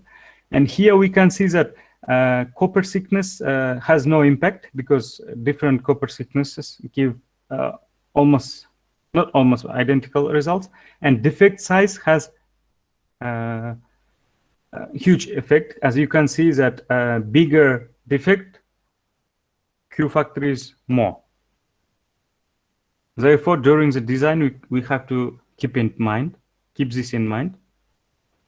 And also then, as you can see, substrate thickness has also a huge impact to the Q factor, and the dielectric constant has slight impact. Dissipation factor, no impact, and the thermal conductivity, again, no impact. So actually, why I am sharing this idea is now we want to develop an analytical expression where we can say shape is not important, rather look at these values and choose the right substrate, right ratio between your etched area and the copper area, and you'll get such result. And prior to at the beginning, if you know the application and you want certain specifications, then you can, using the expression, you can figure out what you really need. For example, you need a substrate with certain permittivity, with certain copper thickness, etc. And at the end, you can somehow assume the result. Of course, this is still hypothesis, but we're working on this now. So once more, let me finalize with DGS-based WPT system design with flowchart. So again, design starts from selecting DGS shape and substrate, and etc. And then considering the current situation, you have to decide whether it will be multi-band or single band. Then if it's multi-band, then you have to use a multi-band scenario. And then once you again decided, then you have to develop a resonator. If it meets the requirements, then you go further and you develop your equivalent circuit for your resonator. Once the results match, then you go and develop your equivalent circuit of your WPT system. And after that, again, you fulfill the matching and develop your WPT system. At the end, of course, it needs some optimizations, and finally, you fabricate and validate your design. So here also for your reference, I have put once more the equivalent circuit for DGS-based resonator and DGS-based WPT system. So these things can be the possible future research directions on this field. So of course, always we have to think about the performance enhancement, means more efficiency, higher distance, and small circuit size. It is good if we can do it at the same time, and that should be the aim. And second, we need to develop some techniques which can provide the robustness to the system in terms of, in case of any misalignment occurrence, and some mitigation techniques are also needed. Also, when we talk about biomedical domain, we have to really think about safety of the developed system. And also we need to develop some analysis and techniques for different DGS shapes, for multiband WPTs, and for various scenarios. Means still a lot to do in this field. So these are the main things what we have to consider in the near future. So to briefly conclude the presentation, today I talked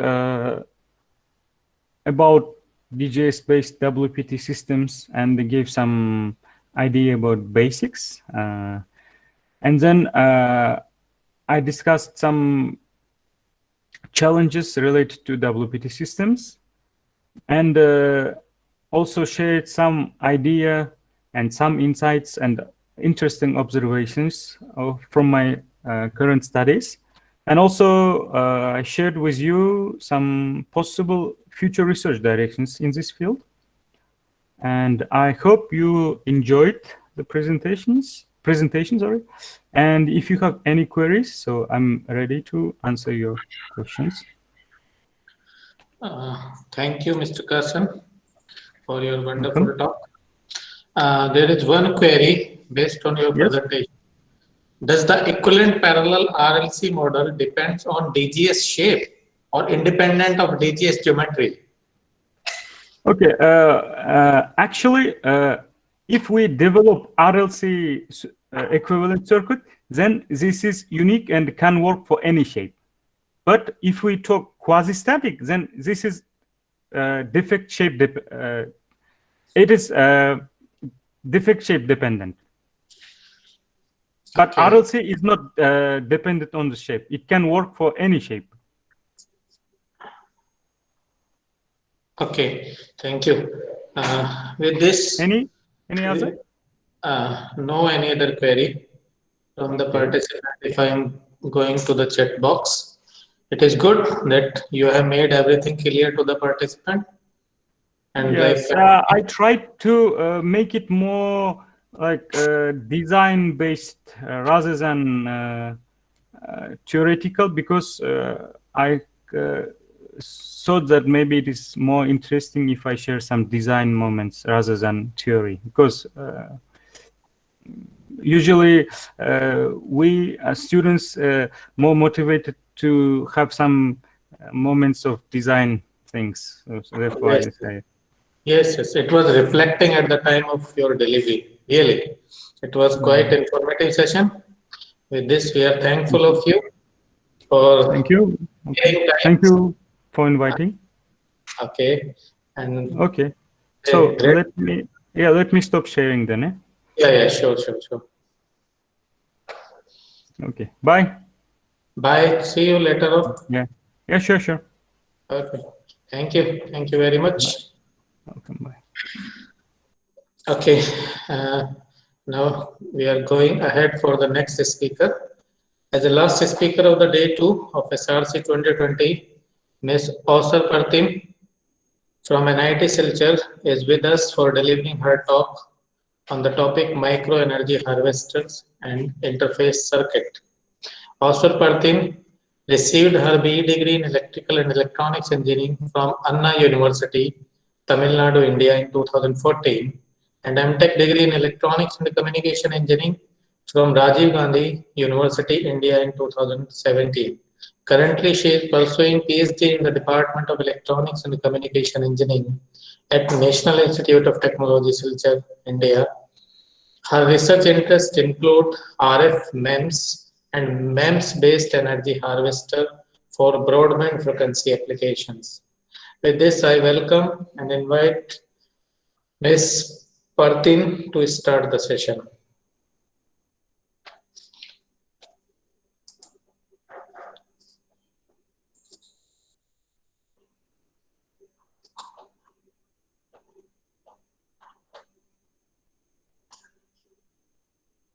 Sir Partin, can you hear me?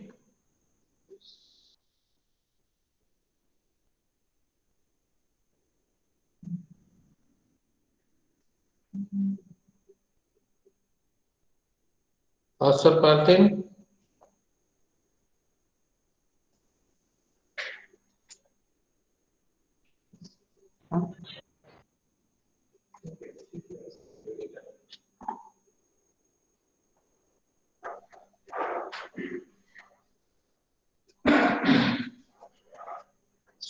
Yes.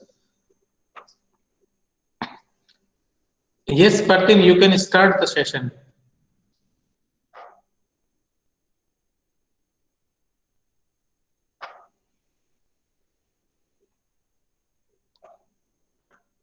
Sir Partin, can you hear me?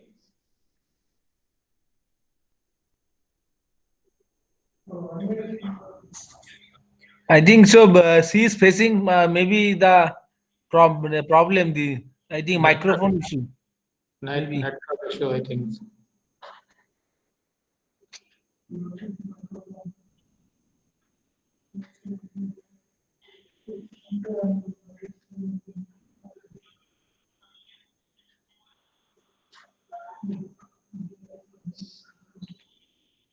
I think when she wanted to talk, her microphone are muted.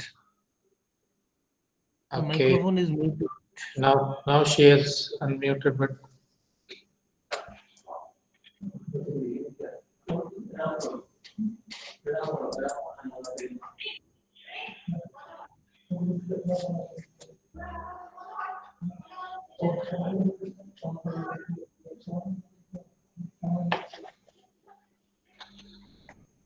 Partin, can you hear me?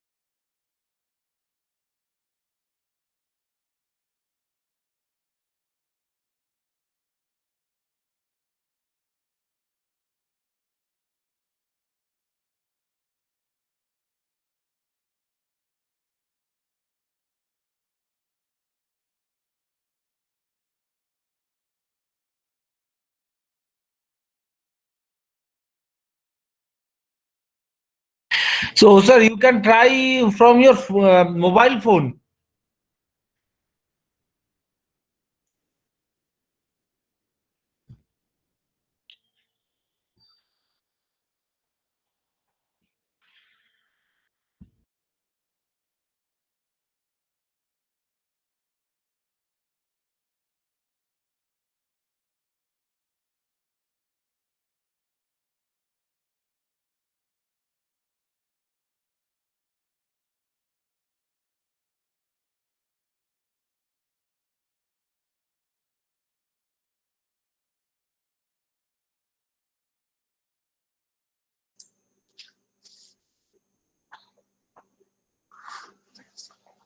Hello, Marshal. Yes, your screen is visible.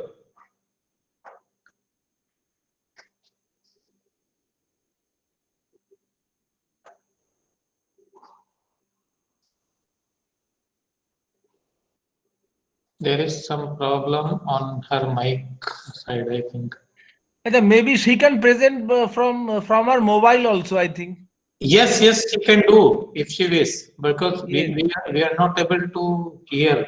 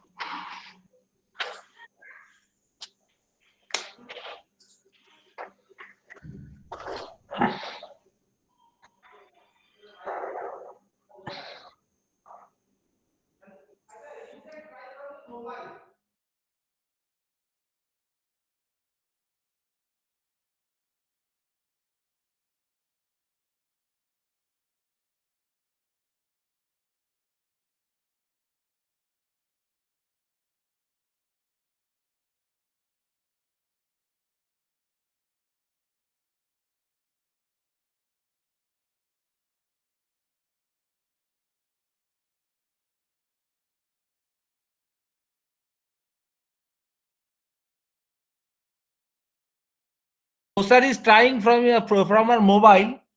So she will send the file through her email and then download in the mobile and will try to present from the mobile.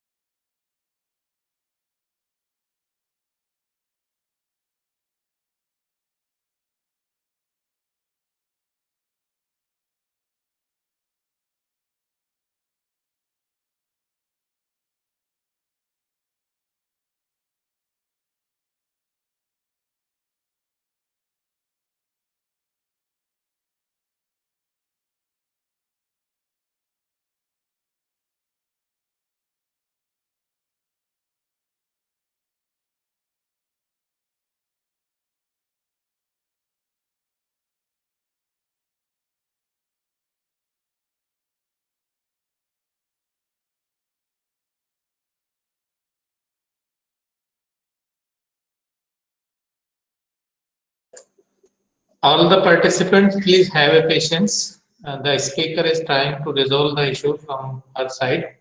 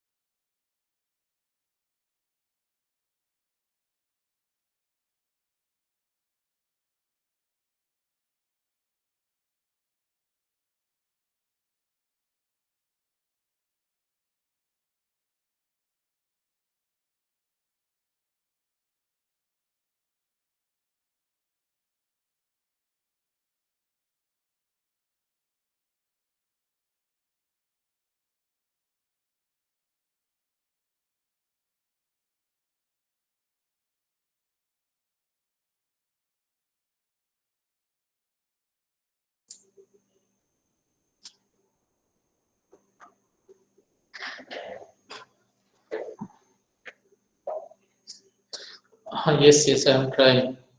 I'm just sharing your PPTs.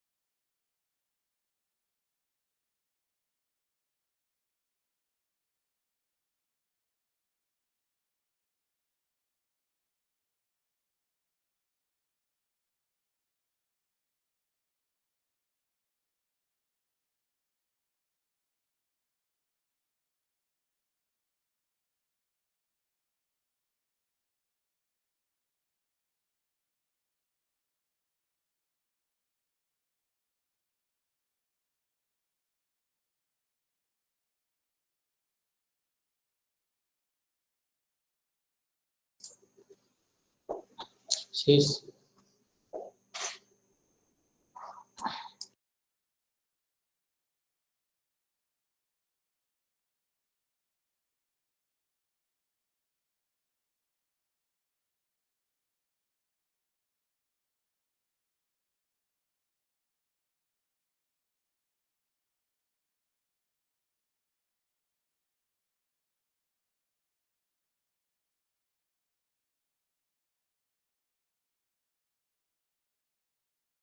Okay. Also, yeah, you can start. Oh,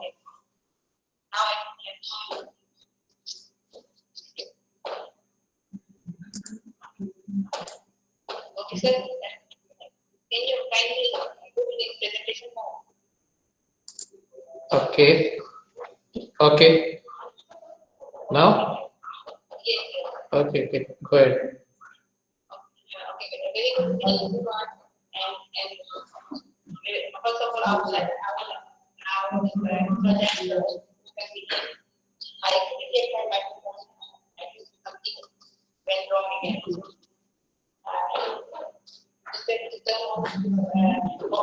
All the applications and I will try to use the word. So, but okay, let's start. Today, my topic is macro energy harvester and interface circuit. So, I'm also person PhD scholar under the guidance of Dr. Kaushik Gupta, assistant professor in the Department of Energy.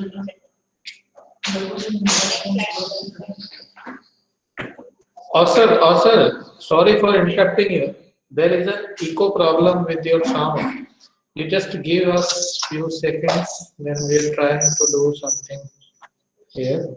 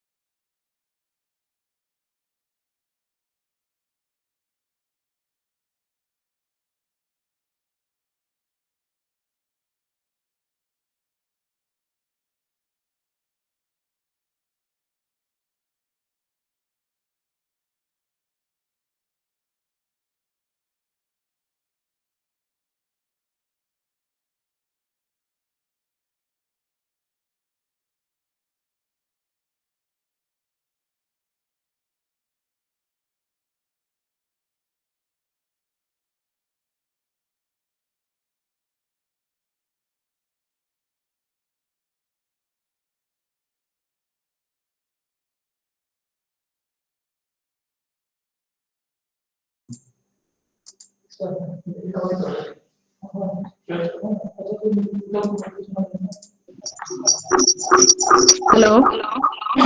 Yes, yes.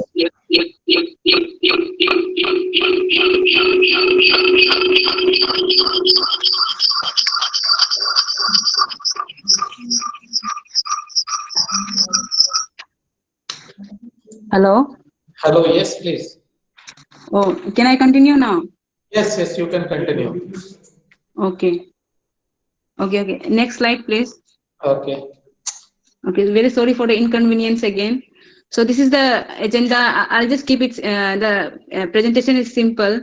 It's more like a concept topic. So first we'll have a background and what's energy harvesting, comparison between the battery and the energy harvesting, the different sources, I mean, the mechanisms, and a little bit of my, actually I'm working on a vibration energy harvester, so a prototype of the model that I'm working on, and then different interface circuits for the power management of energy harvesting system, and then the conclusion. Next slide, please.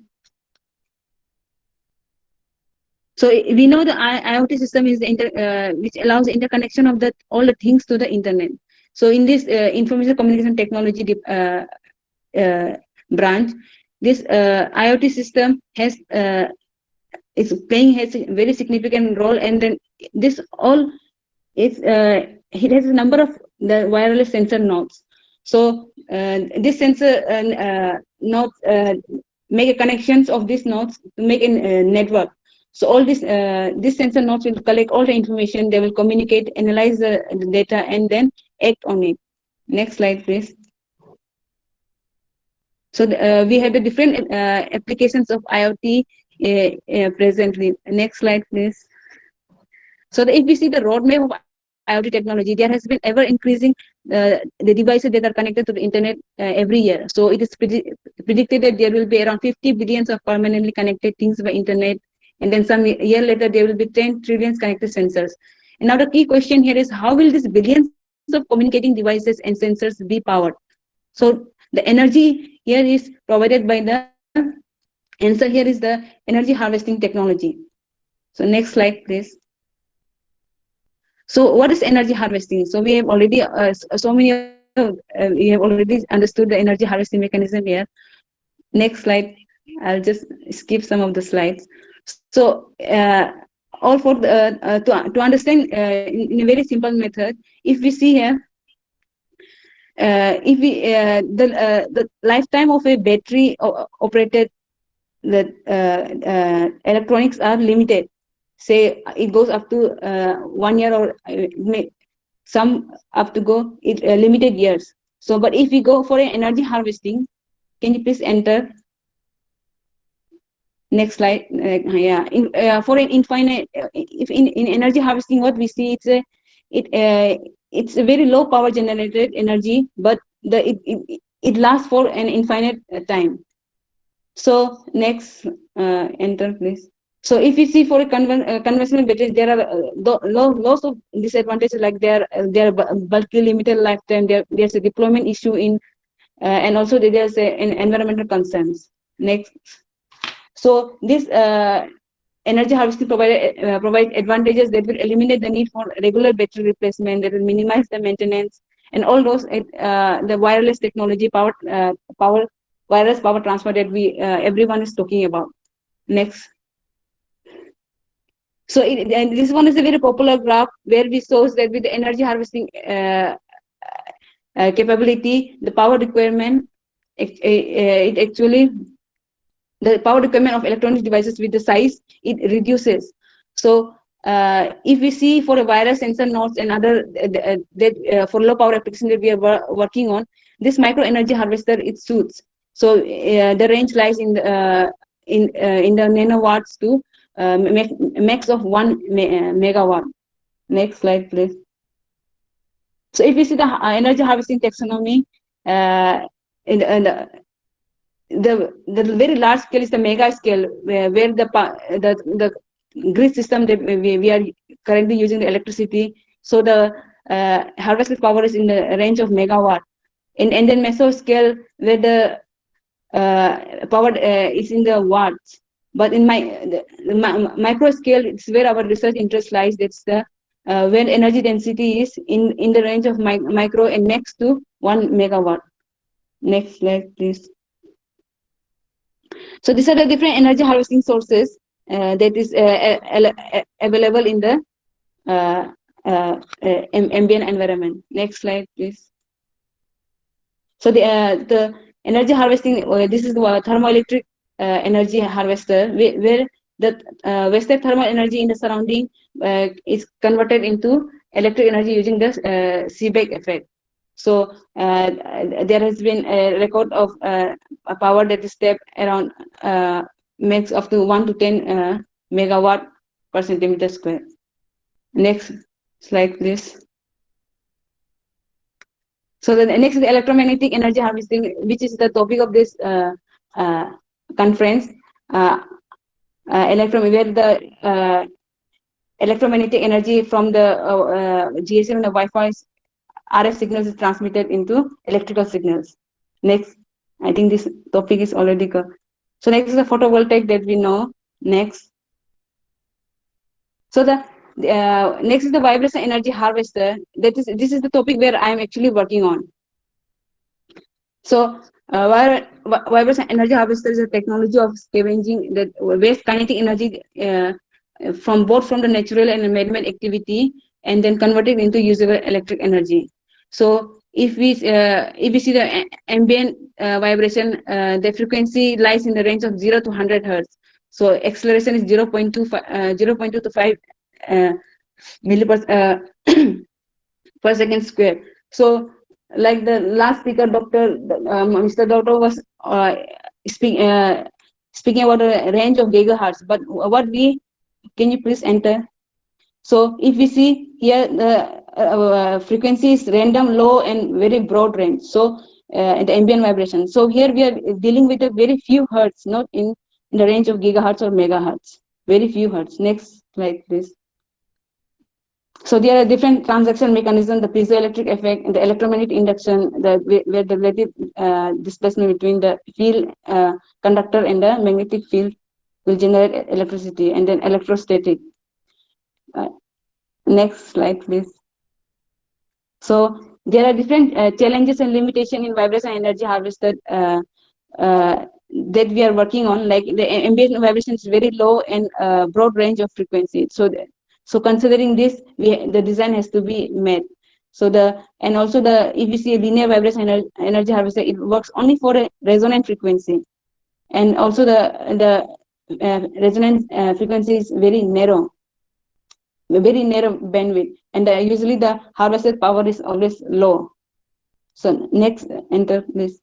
So if we want an ideal vibrant energy harvester, enter please. Capability of for a ideal vibration harvester, the capability of harvesting on a broad band of frequency should be there, and it should not only work only for a particular resonant frequency. So it should be capable to harvest at a very even low frequency. I mean, it's very few hertz, and then it should have high power density, and if possible, a automatic tuning provision should also be provided. Next, please. So this is a piezoelectric energy harvester. So what is the limitation in this design is that, say, usually this is a cantilever structure. So one end will be the fixed end, another will be the free end. So what happens is this one is a resonant structure. It will work only for one frequency.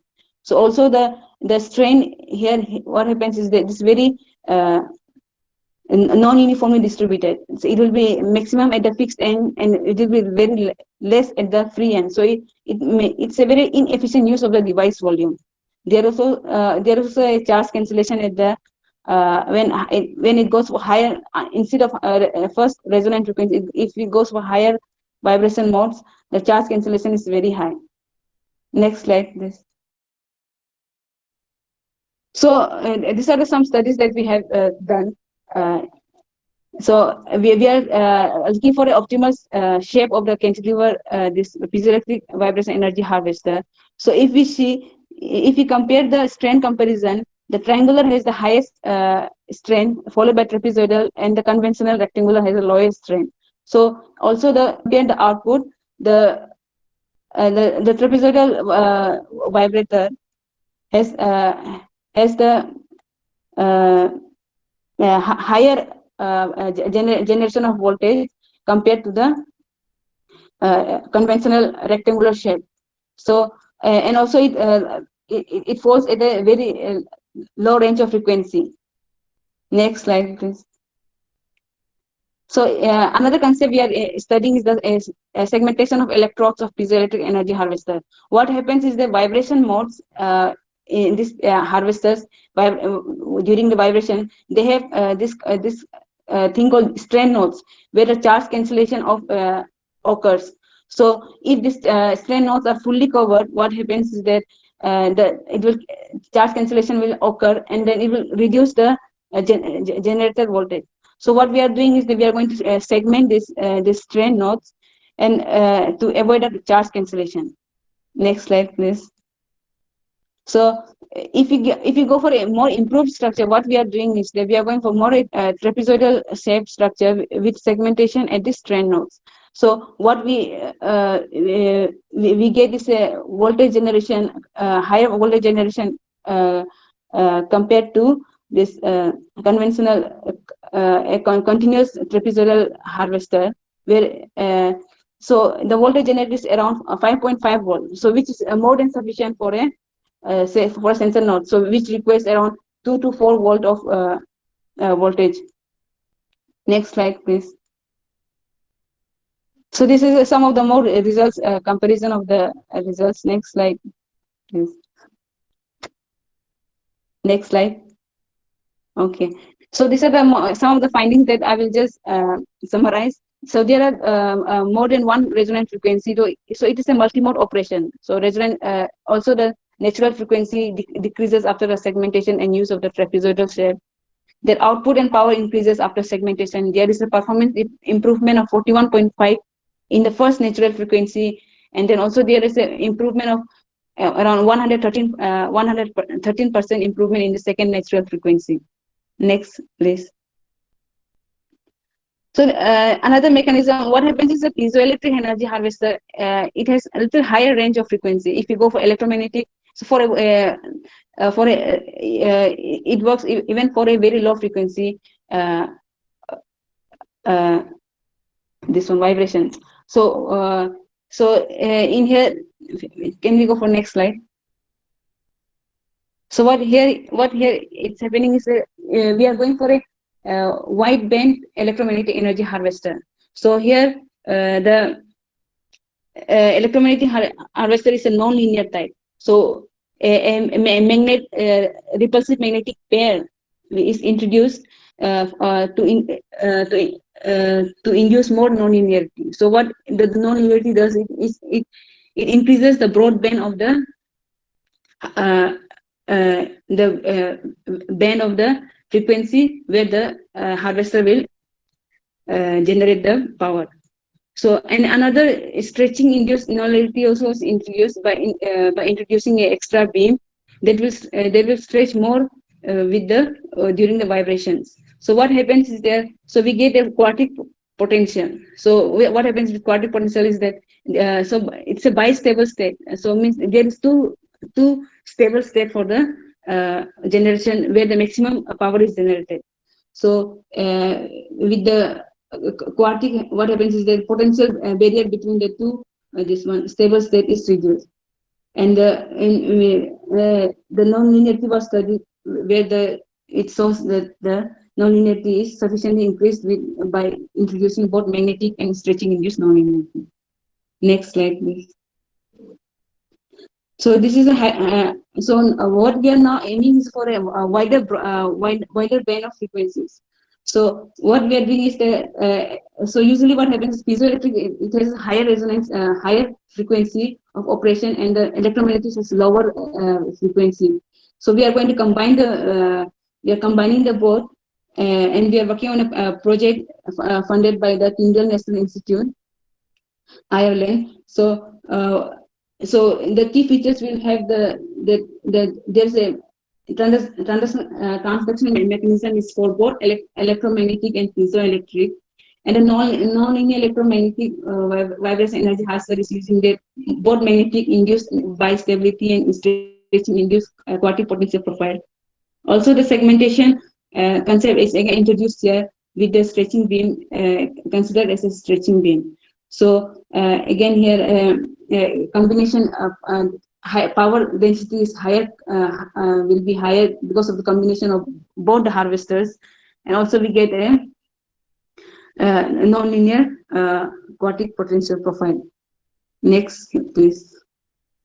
So another the part of the topic is the energy harvesting interface circuit. Next slide, please. So this is just a general concept. If we see a micro energy harvesting system, so it is actually an interface of so many components. So energy harvester is the main component, which is a transducer which will convert the ambient sources into an electrical energy, and then there also includes a power management unit. So which will be the core of the harvesting system. So, and also other parts. Next slide, please. The power management unit again has so many circuits. So like if we see for a say the charge pump up, so a startup circuitry it allows a certain startup voltage at the input, and then maximum power point tricking is to extract the maximum power possible, and then there are boost obviously regulators and rectifiers will be there. This all comes under the power management circuitry. So please next. So what we are looking for in this power measurement is the low loss rectifier, high power conversion efficiency regulators, low turn-on voltage, increased sensitivity, low quiescent current. These all are some of the desirable characteristics if you are interested in designing all these interface circuits. Next. So these are some of the interface circuits that we will just look through. That are the linear. First is the linear. These are the regulators for the DC power source. So we know a linear regulator. So these linear regulators have higher losses. So in order to reduce these losses, we are going for the switch regulators, and then and instead of using a boost converter with a transistor. This all are the mechanisms to reduce the losses. Next slide, please. And another is very important. This all are the interface circuits. Another is the maximum power point tracking circuits, and where we know which uses the concept of maximum power transfer theorem, where the maximum power is transferred when the load and source resistance are equal. So it uses an perturb and observe algorithm can be written for this, and then for maximum power possible transfer possible. Next slide, please. So another concept is energy storage control. So energy storage, sometimes the battery may be damaged by overcharging and over discharging. So a mechanism has to be provided for the energy control. So we can use a feedback system, or we can use a microcontroller to perform the task. Next, please. So and also an energy storage monitoring system can be introduced, where it helps to manage the control this energy management depending on the available energy. Next slide, please. So so if you're seeing it already, so many commercially circuits are already available in the market. So for an example, LTC 35881. So what happens is their energy harvester will harvest. Here what is happening is energy harvester is harvesting from the surrounding RF signals, and LTC 358 will convert the power to a regulated output. So this is the different, and the diagram on the right shows the internal block diagram where it has a rectifier and then a buck converter. So all this has the features of low quiescent current, low turn-on voltage, and high power conversion efficiency of the regulator, and so on. Next slide, please. So these are the some of the power management circuits which are already available in the market, developed by some renowned companies like Analog Devices and Texas Instruments, and which can be used for thermoelectric, piezoelectric, and other solar PV harvesters, and so on. Next slide, please. So energy harvesting system is harvesting system where it is an integration of both the harvester plus the interface circuits. Power management circuits are already available in the market. Where and one such example, these are some of the examples. A piezoelectric harvester made with this it's developed by the University of Illinois College of Engineering in the USA. And a self-powered battery wireless sensing technology is developed by Perpetuum, a very renowned company in England, and a silent sensor, which again this is a pressure monitoring energy harvesting system. Next slide, please. And all these are other products that are already available in the market. Next slide, please. So I'll conclude the presentation. So what we discussed is that we know and we understand that in a smart world, smart devices and sensors requires power sources that will last the lifetime of the device. So energy harvesting wireless technology provides a solution to power billions of communicating devices and sensors in the wireless sensor nodes. Then wireless energy harvester is the most popular micro energy harvester because of easy miniaturization, implementation, and high power density. And the performance of the wireless energy can be further improved by combining different types of harvester, a single device to provide a hybrid redundant power source. And we also, someone if interested can also go for a hybrid of a RF and vibration energy harvester. And power highly efficient energy harvesting system is incomplete without a efficient power conversion and management that which is the interface circuit of the energy harvesting system. So next next, okay. Thank you. These are some of the references that I have quoted in the presentation. Next, I thank my supervisor for all his guidance, and I thank the organizing committee for providing the opportunity, and I am very thankful to the audience for bearing with all the technical issues and especially bearing with me. And thank you. I hope I finished it on time. Sorry for the rush, and very thank you.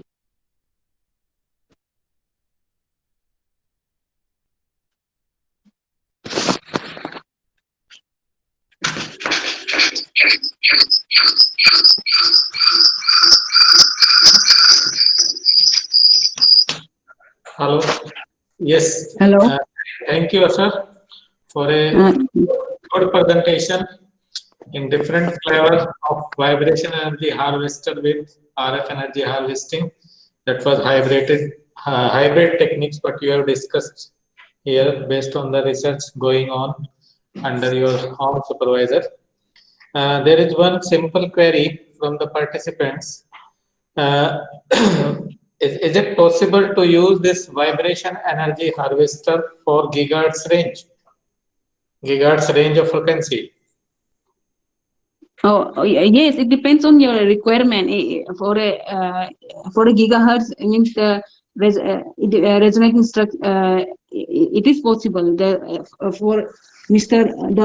Dautau in the last speaker, he was able to generate with all the plus shapes and all the circular shapes. He was able to generate with gigahertz.